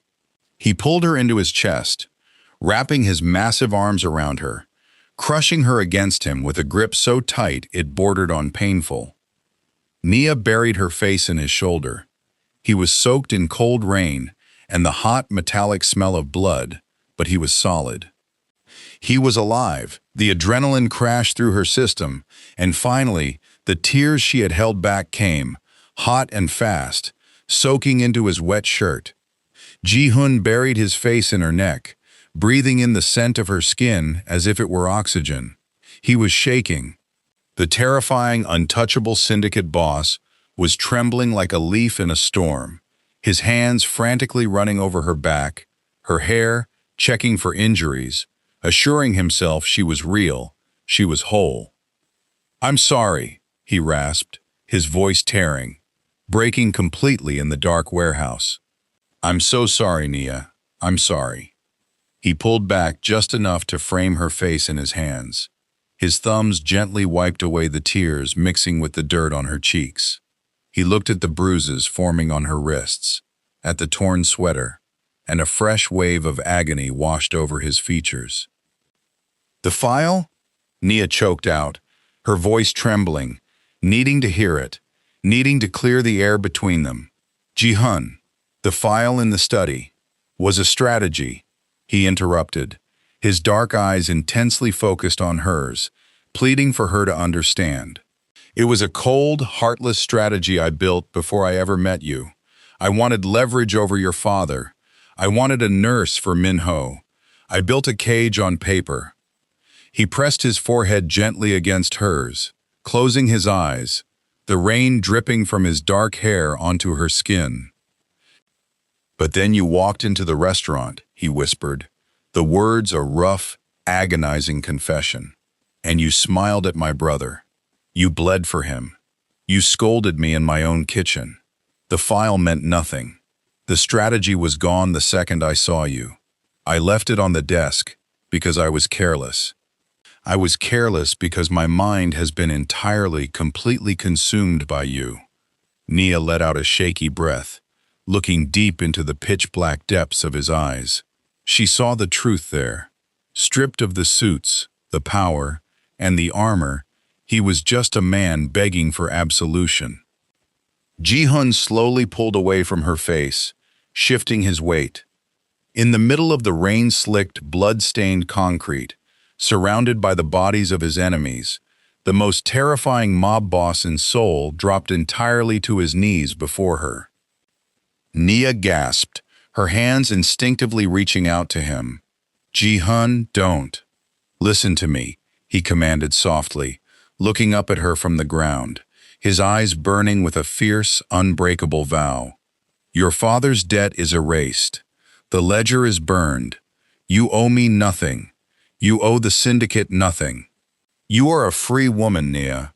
Tomorrow I will put you in a car, and you can go back to your hospital, to your life, and I swear on my soul you will never see the shadows of my world again."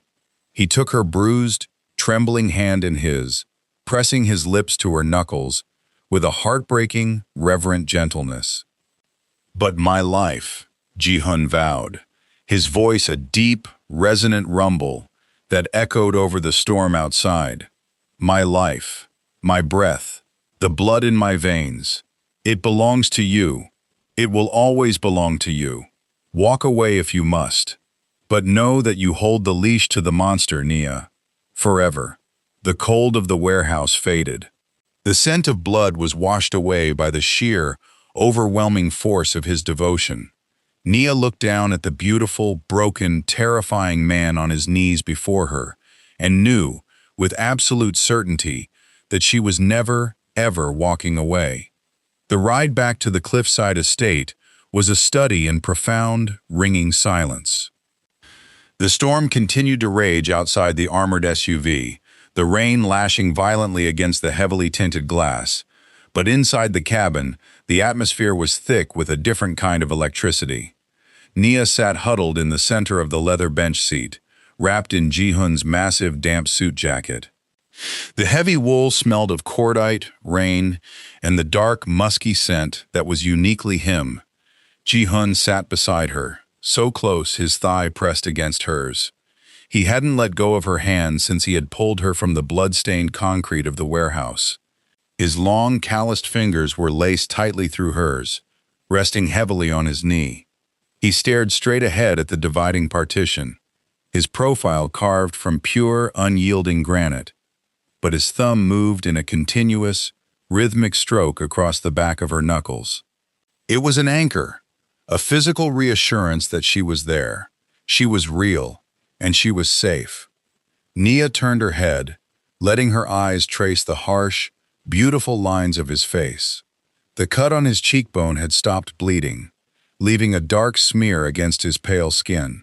The adrenaline that had fueled her through the terror of the kidnapping was finally beginning to ebb, leaving behind a bone-deep, aching exhaustion. But beneath the fatigue, a new, fiercely burning certainty had taken root in her chest. He had gone to his knees for her.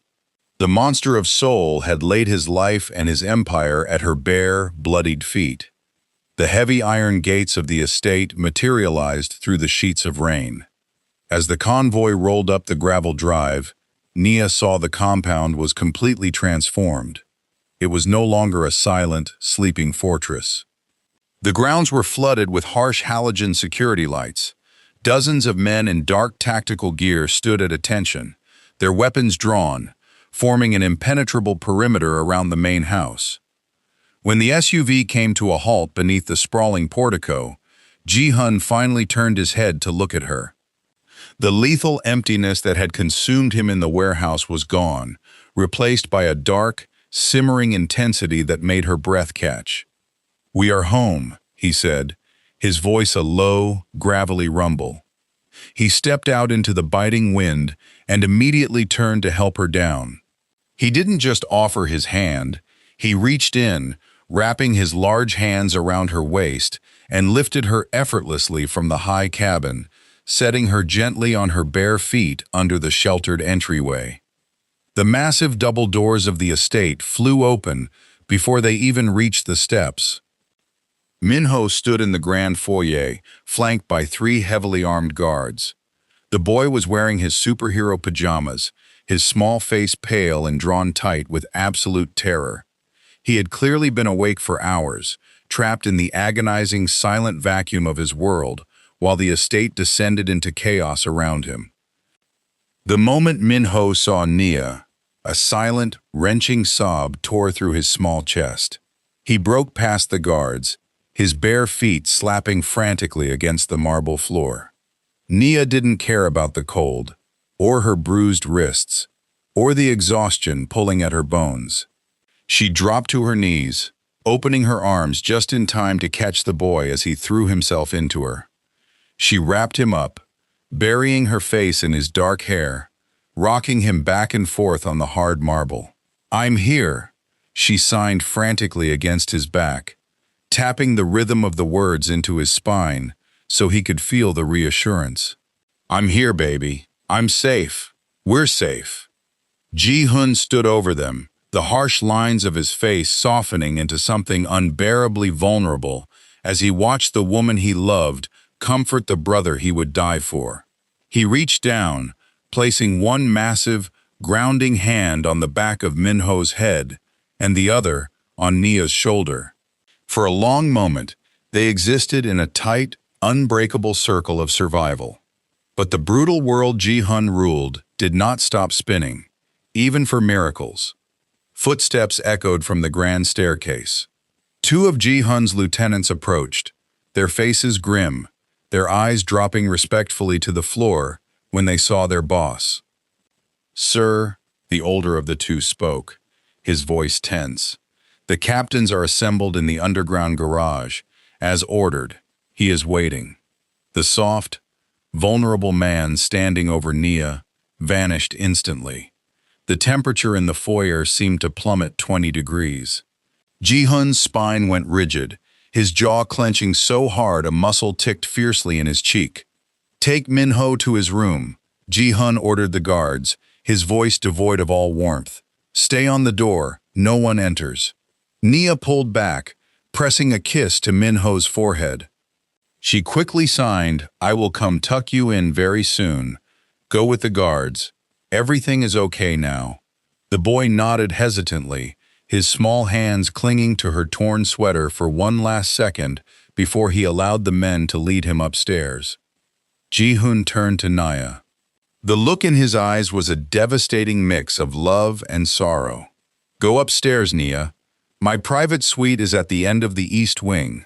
There is hot water, there are clothes. Go rest." Nia stood up slowly. Her legs were shaky, but her mind was terrifyingly clear. "Where are you going?" "There is business I must conclude," Ji-hun said quietly, refusing to look away from her. "The kind of business that does not belong in the light. The kind of business you should never have to see." Nia knew exactly what he was talking about. Dae-jung. The trusted lieutenant who had looked her in the eye, played on her heartbreak, and handed her over to Kang to be slaughtered. "You're going to kill him," Nia stated. It wasn't a question. Ji-hun's expression hardened into a mask of pure, unapologetic ruthlessness. "He betrayed the syndicate. He betrayed my blood. He handed the woman I love to our enemies. In my world, Nia, a betrayal of that magnitude requires a specific, public answer. If I let him live, if I show even a fraction of mercy tonight, by tomorrow morning, the other factions will smell blood in the water. They will come for my territory. They will come for Min-ho, and they will come for you." He reached out, his knuckles grazing her cheek. "I am the monster, so that you do not have to be. Go upstairs." He turned to walk away, fully intending to plunge back into the dark and leave her safely in the light. "No." The word was quiet, but it rang through the cavernous foyer with the clear, unyielding strike of a bell. Ji-hun stopped. He turned back, his dark eyes wide with surprise. Nia stood her ground, her chin tilted up. She was barefoot, wearing a torn sweater and ruined yoga pants, her wrists bruised and her hair a tangled mess. But as she looked at the head of the most feared syndicate in the city, she radiated an undeniable, terrifying power of her own. "You told me that I hold your leash," Nia said, her voice steady and absolute. "You told me your life belongs to me. If that is true, Ji-hun, then I do not hide in a bedroom while you shoulder the weight of this world alone." "Nia, you are a healer," Ji-hun pleaded, stepping toward her, his voice rough with desperation. "You save lives. You do not want to see what happens in that garage. It will stain you." "Dae-jung looked me in the eye and sent me to die," Nia countered, refusing to flinch. "He used my compassion as a weapon. I am a nurse, yes. I know the value of life. But I also know about infection. When a limb is gangrenous, you don't wrap it in a bandage and hope for the best. You amputate it, brutally and completely, so the rest of the body can survive." She closed the distance between them, reaching out to grasp his large, blood-stained hand in hers. "I am not a porcelain doll," she vowed, her dark eyes locking onto his with fierce devotion. "I will not cower behind you while you do what is necessary to keep us safe. I am standing beside you. Show them." Ji-hun stared at her, utterly breathless. He had spent his entire life searching for a weakness to protect, a vulnerability to shield. He had never, in his wildest dreams, imagined finding an equal, a queen who could look at the blood on his hands and simply help him carry the weight of the crown. A slow, dark fire ignited in his eyes. He lifted her hand, pressing a fierce, bruising kiss to her knuckles. "Come," he commanded softly. They walked together down the sweeping staircase, past the heavy security doors and into the sprawling subterranean concrete cavern beneath the estate.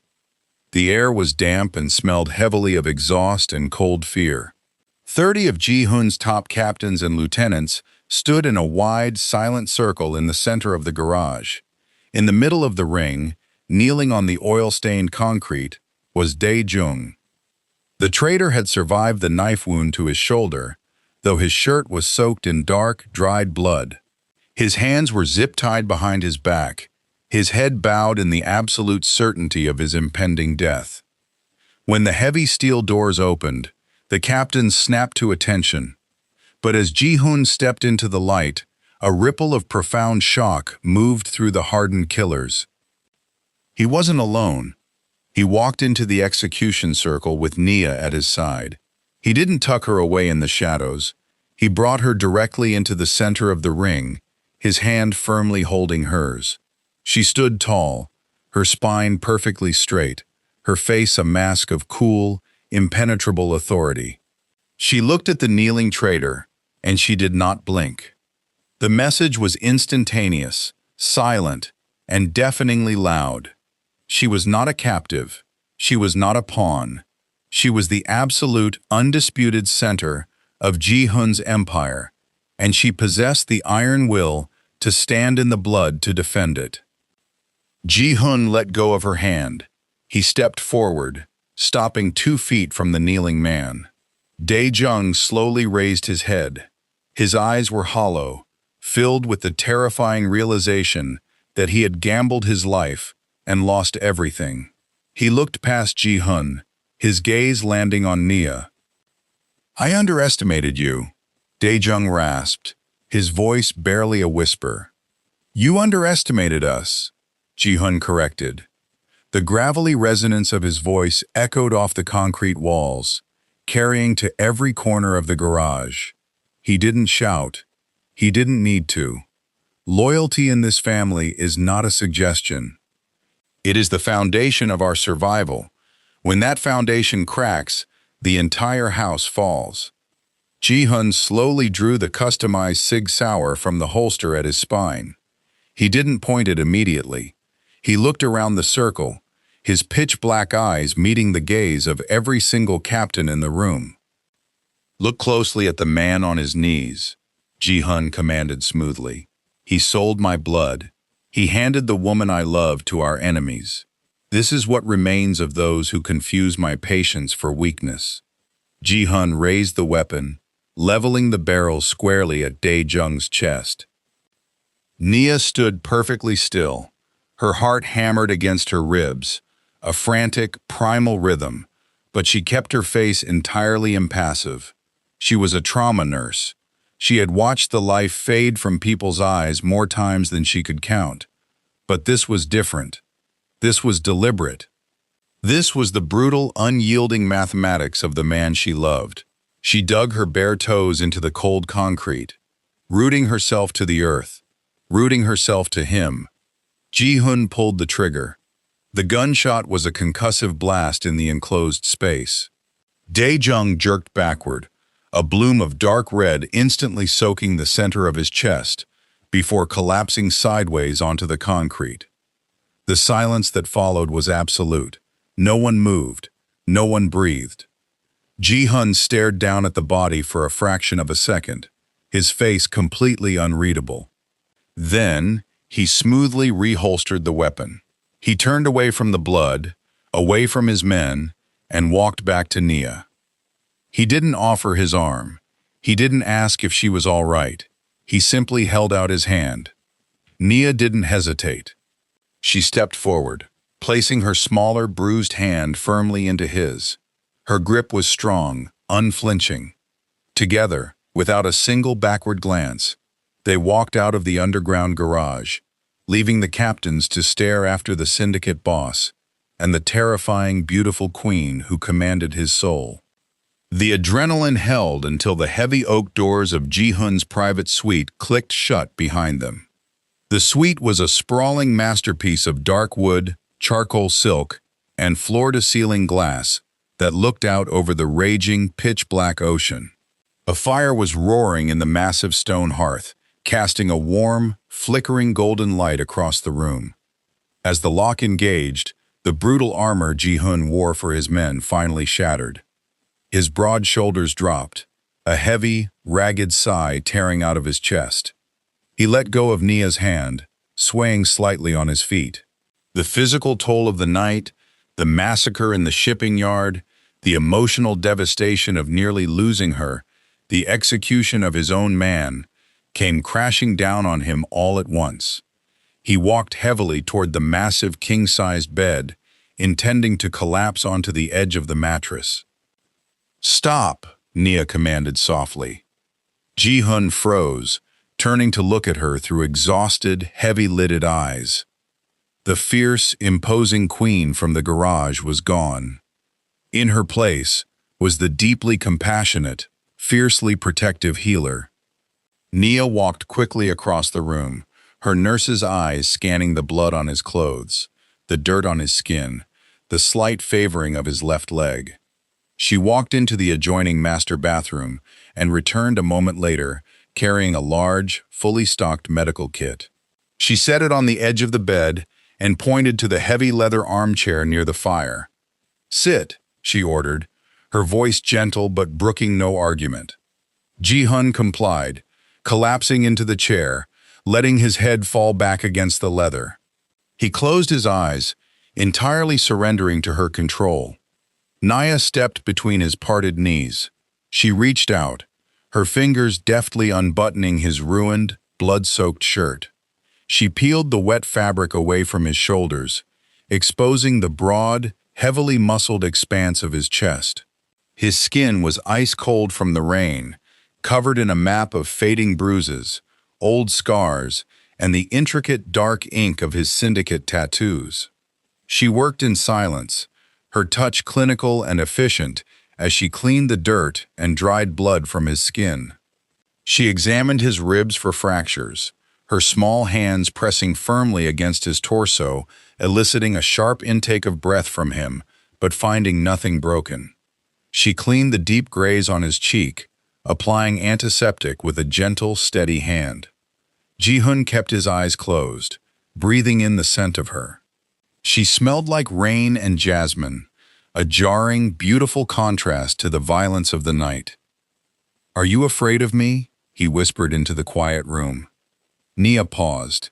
She held a sterile gauze pad in her hand, hovering just inches from his skin.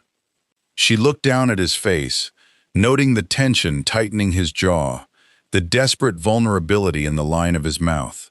He had just executed a man in cold blood, directly in front of her.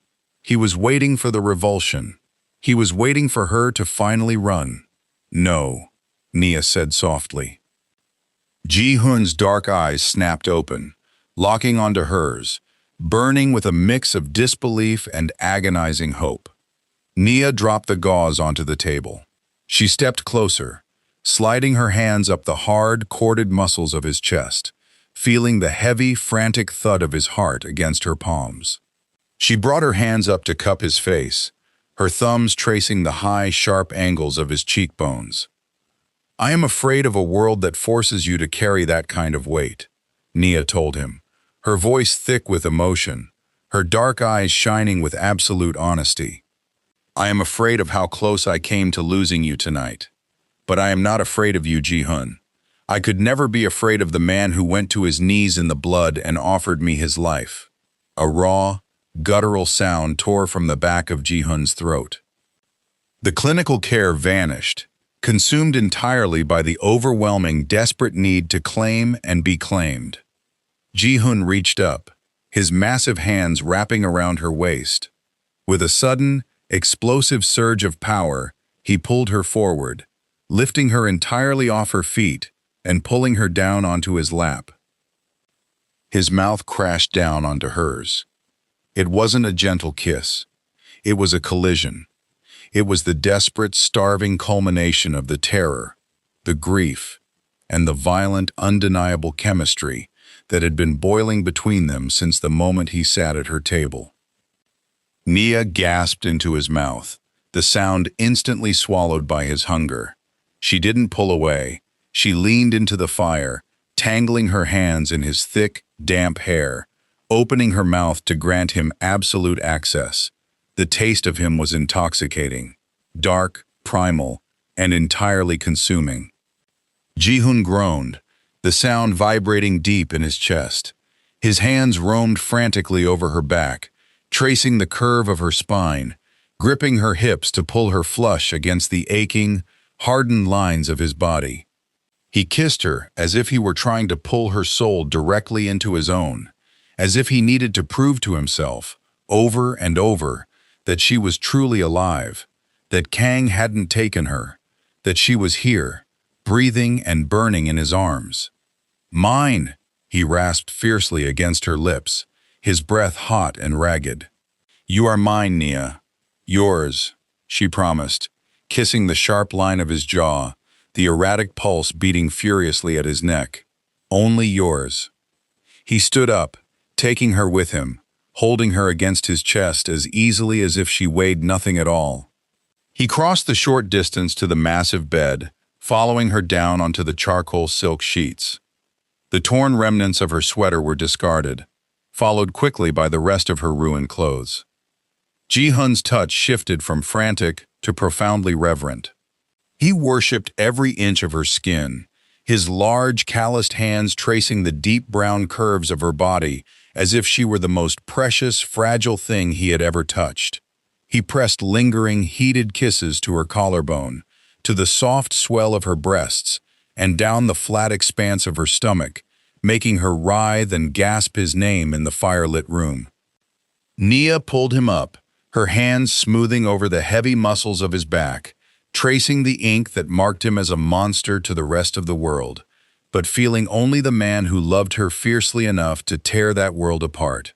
She met his intensity with a raw, demanding passion of her own, her nails digging gently into his shoulders, urging him closer, demanding all of him. When they finally came together, there were no shadows left in the room. There was no syndicate, no debts, no past. There was only the heat, the driving, relentless rhythm of their bodies, and the overwhelming, terrifying beauty of two souls forging an unbreakable vow in the dark. As Ji-hoon drove her to the edge, his dark eyes locked entirely on hers, Nia cried out his name, shattering in his arms.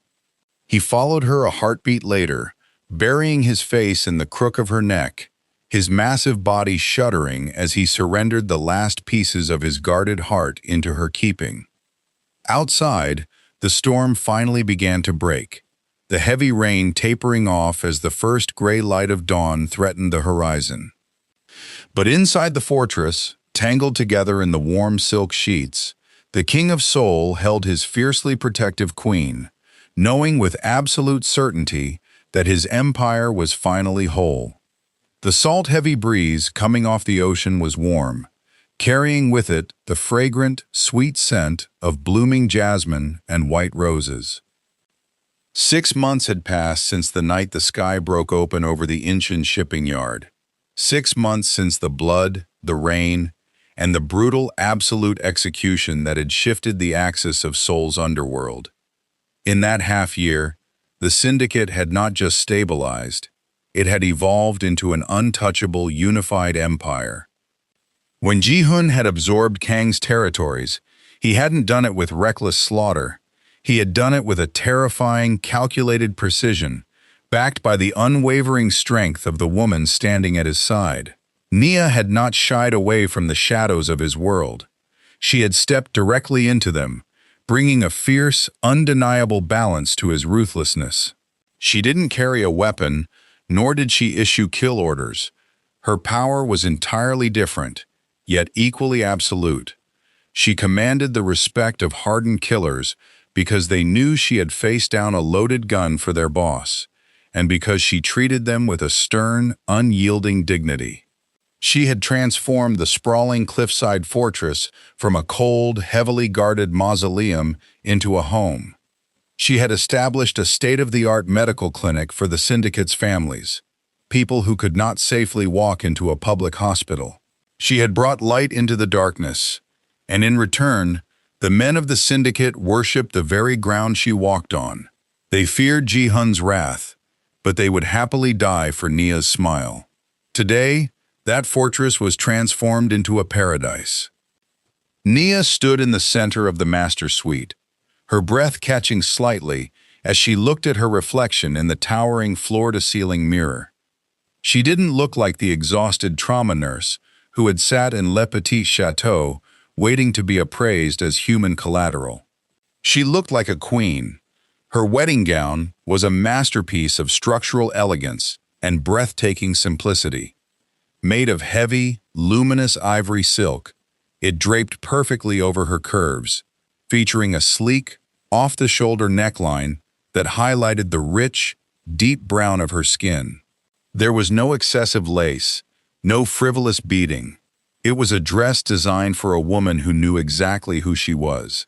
A dramatic, sweeping train pooled like liquid moonlight at her feet, and a sheer, cathedral-length veil was secured in the elegant, intricate knot of her dark hair. "You look beautiful, Miss Nia." Nia turned her head. Standing in the doorway was Mrs. Park, the estate's formidable housekeeper, dabbing at her eyes with a lace handkerchief. Behind her stood two of the seamstresses who had been fussing over the hem for the last hour. "Thank you, Mrs. Park," Nia said softly, offering a warm smile. "Are the caterers set up on the lower terrace?" "Everything is perfect. The perimeter is fully secured. The boss has 300 of his best men stationed from the highway to the cliffs. A mouse could not get onto this property today without an engraved invitation and a background check." Mrs. Park smiled, a genuine, wide expression that reached her eyes. "He is pacing a hole into the floor of his study, waiting for you." Nia's heart performed a familiar, fluttery leap against her ribs at the mention of Ji-hun. Even after 6 months of waking up wrapped in his arms, the sheer, consuming intensity of his love still had the power to leave her breathless. Before Nia could reply, a small figure darted past Mrs. Park and came to a dead halt in the center of the room. Min-ho. He was wearing a bespoke, midnight blue tuxedo, perfectly tailored to his small frame, a miniature replica of the one his older brother was currently wearing. His dark hair was neatly styled, and his polished shoes gleamed. In his hands, he clutched a small velvet box with a grip so tight his knuckles were white. Nia's face instantly broke into a radiant, unguarded smile. She turned fully toward the boy, completely ignoring the protests of the seamstresses about wrinkling the silk, and dropped to her knees, the heavy ivory fabric pooling around her on the floor. Min-ho's eyes were wide, filled with an awe so profound it made Nia's chest ache. "You look like a princess," Min-ho signed, dropping one hand from the velvet box to make the rapid, excited gestures. "Are you really staying forever?" Nia reached out, gently straightening the tiny silk bow tie at his collar. She looked into his dark eyes so much like Ji-hun's, but completely free of the haunted shadows that had once resided there. Min-ho was thriving. He was laughing, communicating, and taking private lessons with the best KSL tutors in the country. He was finally a child. "I am staying forever," Nia signed back, her movements graceful and deeply deliberate. "I am going to marry your brother, and then we are a family. You, me, and Ji-hun. Always." Min-ho beamed, a smile so bright and full of joy it could have outshone the sun reflecting off the ocean outside. He held up the velvet box, popping it open to proudly display the 2 platinum bands resting on the satin cushion. "I am the ring bearer," he signed proudly. "I won't drop them. I practiced." You are the best ring-bearer in the world, Nia assured him, tapping him playfully on the nose. Now, go find your brother. Tell him I am almost ready. Minho nodded enthusiastically, turned on his heel, and sprinted out of the room, entirely abandoning the dignified walk he had been practicing for weeks. Nia laughed, letting Mrs. Park help her back to her feet to adjust the train of her gown. She took a deep, steadying breath, looking at the ocean through the massive windows. She was ready. She had never been more ready for anything in her entire life. A sharp knock on the heavy oak door broke the serene quiet of the suite. It wasn't the polite, deferential knock of the household staff. It was a firm, sharp rap that spoke of security protocols. "Enter," Nia called out, her posture instinctively straightening into the authoritative stance she used when dealing with the syndicate.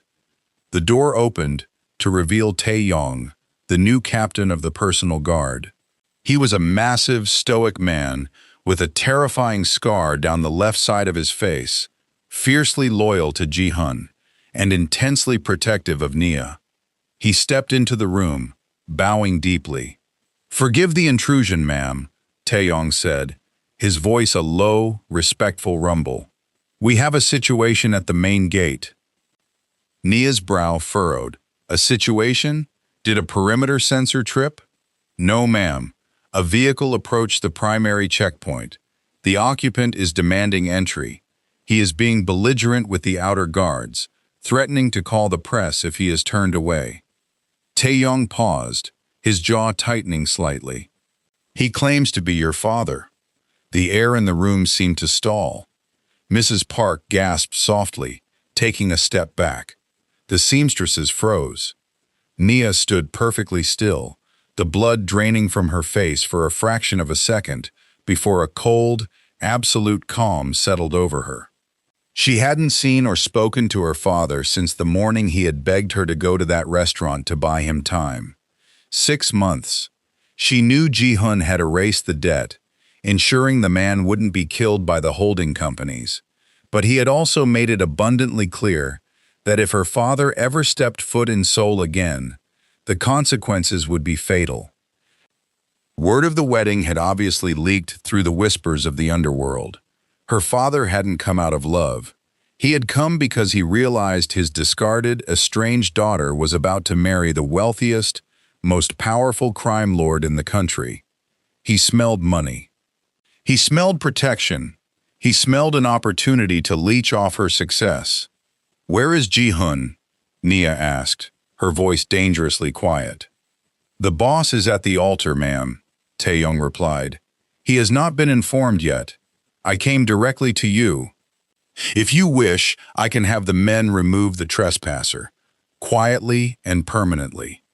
It was a genuine offer. Tae-yong would make the man disappear into the ocean without a second thought if she gave the word. Nia looked at her reflection one last time. She saw the trauma nurse who had paid her own bills, who had survived betrayal, and who had learned to walk through the fire. She didn't need Ji-hun to handle her past. She was the queen of this syndicate. It was time she acted like it. "No," Nia said smoothly. "Have a golf cart brought to the front door, Tae-yong. I will handle this myself." "Ma'am, it is your wedding day. You shouldn't—" "Tae-yong," Nia interrupted, her dark eyes locking onto his with a chilling, unyielding authority that mirrored her fiancé's.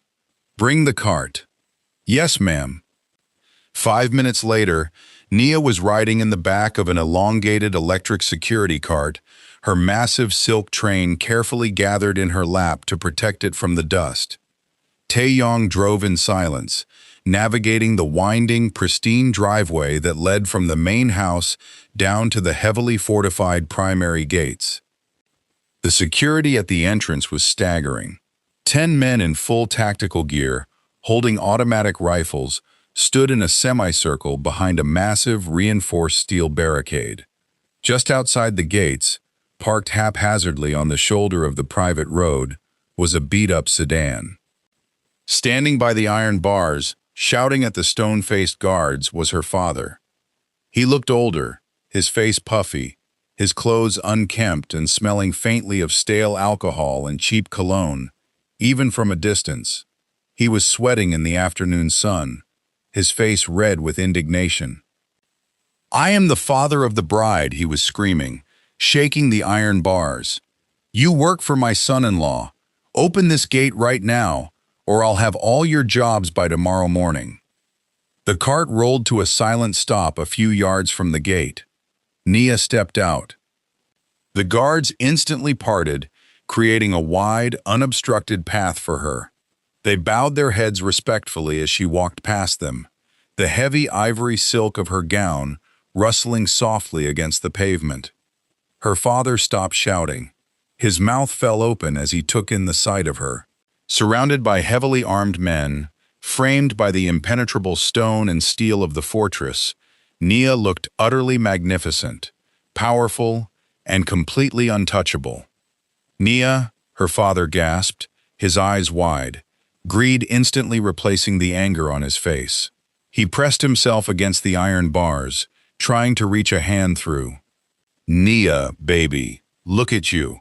You look incredible. Tell these apes to open the gate. I'm here for you."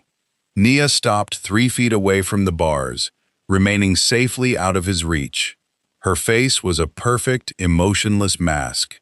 She looked at him, not as a daughter looking at a parent, but as a queen looking at a trespasser.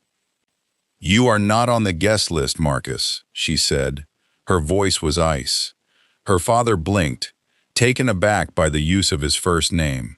"Nia, what are you talking about? I'm your father. I'm here to give you away. I heard about the wedding. I knew you'd want me here. And look at this place. We're family. We need to stick together. I can help Ji-hun with his investments." The sheer, staggering audacity of the man nearly made her laugh, but she kept her features rigidly controlled. "Family?" Nia repeated, the word dripping with a lethal quiet. "Where was my family when I was sitting in a restaurant, waiting to be sold to a loan shark because you couldn't stay away from the blackjack tables? Where was my family when bullets were flying over my head? Where was my family when I was kidnapped and tied to a chair in a freezing shipping yard?" Her father paled slightly, his eyes darting to the armed guards surrounding them. "Nia, you don't understand. I had no choice. They were going to kill me. I set you up with Ji-hun because I knew he was a powerful man. I knew he would take care of you. I did you a favor." "You sold me to save your own pathetic life," Nia stated, her voice devoid of any sorrow or pity. She had mourned the loss of her father years ago. The man standing before her was nothing but a ghost, trying to steal her future. Ji-hun erased your debts. He let you live. That was the only favor you are ever getting. "You owe me," her father suddenly yelled, his true, venomous nature breaking through the facade. "I gave you life. You're marrying a billionaire mobster, and you're going to leave your own flesh and blood to rot? You ungrateful little bitch. I'll go to the press. I'll tell everyone who you really are." The sound of 10 automatic weapons being simultaneously unholstered and leveled at the man's chest echoed like thunder. Her father froze, the blood draining completely from his face as the red laser sights danced across his cheap shirt. Nia didn't even flinch. She simply raised one elegant, manicured hand, and the guards immediately lowered their weapons, waiting for her command. "You don't understand the world I live in now, Marcus," Nia said softly, stepping 1 inch closer to the bars, her dark eyes pinning him to the spot. "You threaten Ji-hun, you threaten my family, and you will simply cease to exist. The press won't find you. The police won't look for you. You will just be gone." She let the reality of her words sink in, watching the absolute, paralyzing terror dawn in his eyes. "My family is inside these gates," Nia finalized, her voice ringing with absolute, fierce loyalty. "My family is a man who went to his knees in the blood for me. My family is a little boy who wears my ring in his pocket.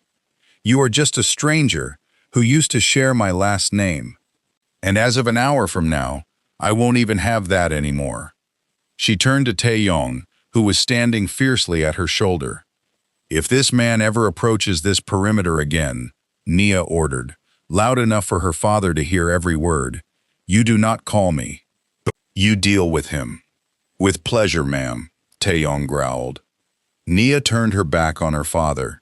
She didn't look over her shoulder as he began to frantically stammer and plead, his voice fading beneath the sound of her heavy silk train sweeping across the pavement. She stepped back into the security cart, her heart light, the final, lingering shadow of her past, cleanly and permanently amputated. She was free. 10 minutes later, the soft, sweeping chords of a string quartet floated over the ocean breeze. The ceremony was held on the grand lower terrace, perched on the very edge of the cliff. Thousands of white orchids and trailing jasmine cascaded from massive stone urns, framing the breathtaking view of the churning, endless sea. Hundreds of guests, captains, lieutenants, and their families, stood as the music shifted. Nia walked down the aisle alone. She didn't need anyone to give her away. She was walking into this life, into this marriage, entirely of her own free will, radiating a strength and beauty that left the hardened men of the syndicate in absolute, breathless silence. At the end of the white silk runner, standing beneath an arch of white roses, was Ji-hun.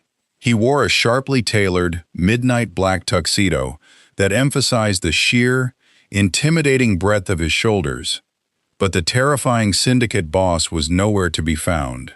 As Nia walked toward him, his pitch-black eyes were filled with such naked, overwhelming reverence that it made the breath catch in her throat.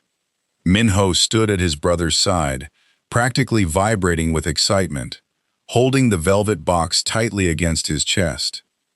When Nia reached the altar, Ji-hun didn't wait for the officiant. He stepped forward, taking her bruised, calloused nurse's hands in his massive ones. His thumbs brushed over her knuckles, a grounding physical vow before he had even spoken a word. "You are my queen," Ji-hun whispered, his deep voice carrying only to her and his brother over the sound of the ocean. "You are my breath. You are the light that chased the shadows out of my soul." Tears pricked Nia's eyes, a radiant, blinding happiness blooming in her chest. "And you are my heart," she answered softly. "My protector, my equal." The ceremony was brief, intimate, and profoundly powerful. Minho stepped forward right on cue, beaming as he presented the platinum rings. As Ji-hun slid the heavy band onto Nia's finger, his eyes burned with the absolute, unbreakable vow he had made in the shipping yard. Her life was his life was hers. When the officiant finally pronounced them husband and wife, Ji-hun didn't gently lift her veil. He swept it back, wrapping his arms around her waist, and pulled her flush against his chest, kissing her with a desperate, claiming passion that sent a roar of approval echoing through the ranks of the syndicate guests. The sun sank below the horizon, painting the sky in violent, brilliant streaks of violet and gold, eventually giving way to a velvet night sky pierced by a million stars. The reception transformed the estate into a glittering, extravagant celebration. Champagne flowed freely, laughter echoed off the stone walls, and for one night, the brutal realities of the underworld were completely forgotten. Minho danced wildly with Mrs. Park, high on sugar, and the sheer joy of the celebration, his laughter silent, but his happiness screaming from every movement. As the night deepened, the lively music of the reception faded, replaced by the slow, mournful, achingly beautiful notes of a lone cello playing on the terrace. The guests instinctively stepped back, leaving the center of the marble dance floor open under the light of a massive full moon. Ji-hun stepped out of the shadows. He walked toward Nia, holding out his hand. She took it, letting him pull her into his arms. The heavy ivory silk of her gown wrapped around his legs as they began to move together, swaying perfectly in time to the slow, haunting music. The world around them simply melted away. There were no guards, no syndicates, no enemies lurking in the dark. There was only the heat of his hand on her waist, the solid, unyielding strength of his chest beneath her palm, and the deep, rhythmic thud of his heart. "I heard about your visitor at the gate," Ji-hun murmured against her ear, his breath warm and intoxicating. "Taeyong told me you handled it. He said you were terrifying." Nia tilted her head back, looking up into the dark, bottomless depths of his eyes. A slow, wicked smile curved her lips. "I am married to the most dangerous man in Seoul," she whispered, her hands sliding up to rest behind his neck, her fingers tangling in his dark hair. "I had to make sure the family reputation was upheld." Ji-hun's chest rumbled with a low, dark laugh. He pulled her closer, eliminating whatever space remained between them, burying his face in the crook of her neck. "You are entirely magnificent," he rasped, his lips pressing a burning kiss against her pulse point. "I will spend the rest of my life worshiping you for choosing me." "I didn't choose you, Ji-hun," Nia replied softly, laying her head against his shoulder as they turned slowly under the moonlight. "I recognized you. I think I recognized you the second you walked into that restaurant." They danced under the stars, two people forged in the fire of trauma and violence, who had somehow managed to build a sanctuary in the center of the storm. They were a study in contrasts, the healer and the killer, the light and the dark. But as Ji-hun held her against the backdrop of the crashing ocean, their souls were inextricably, flawlessly bound. It was a lethal world they ruled, surrounded by enemies and paved with violence.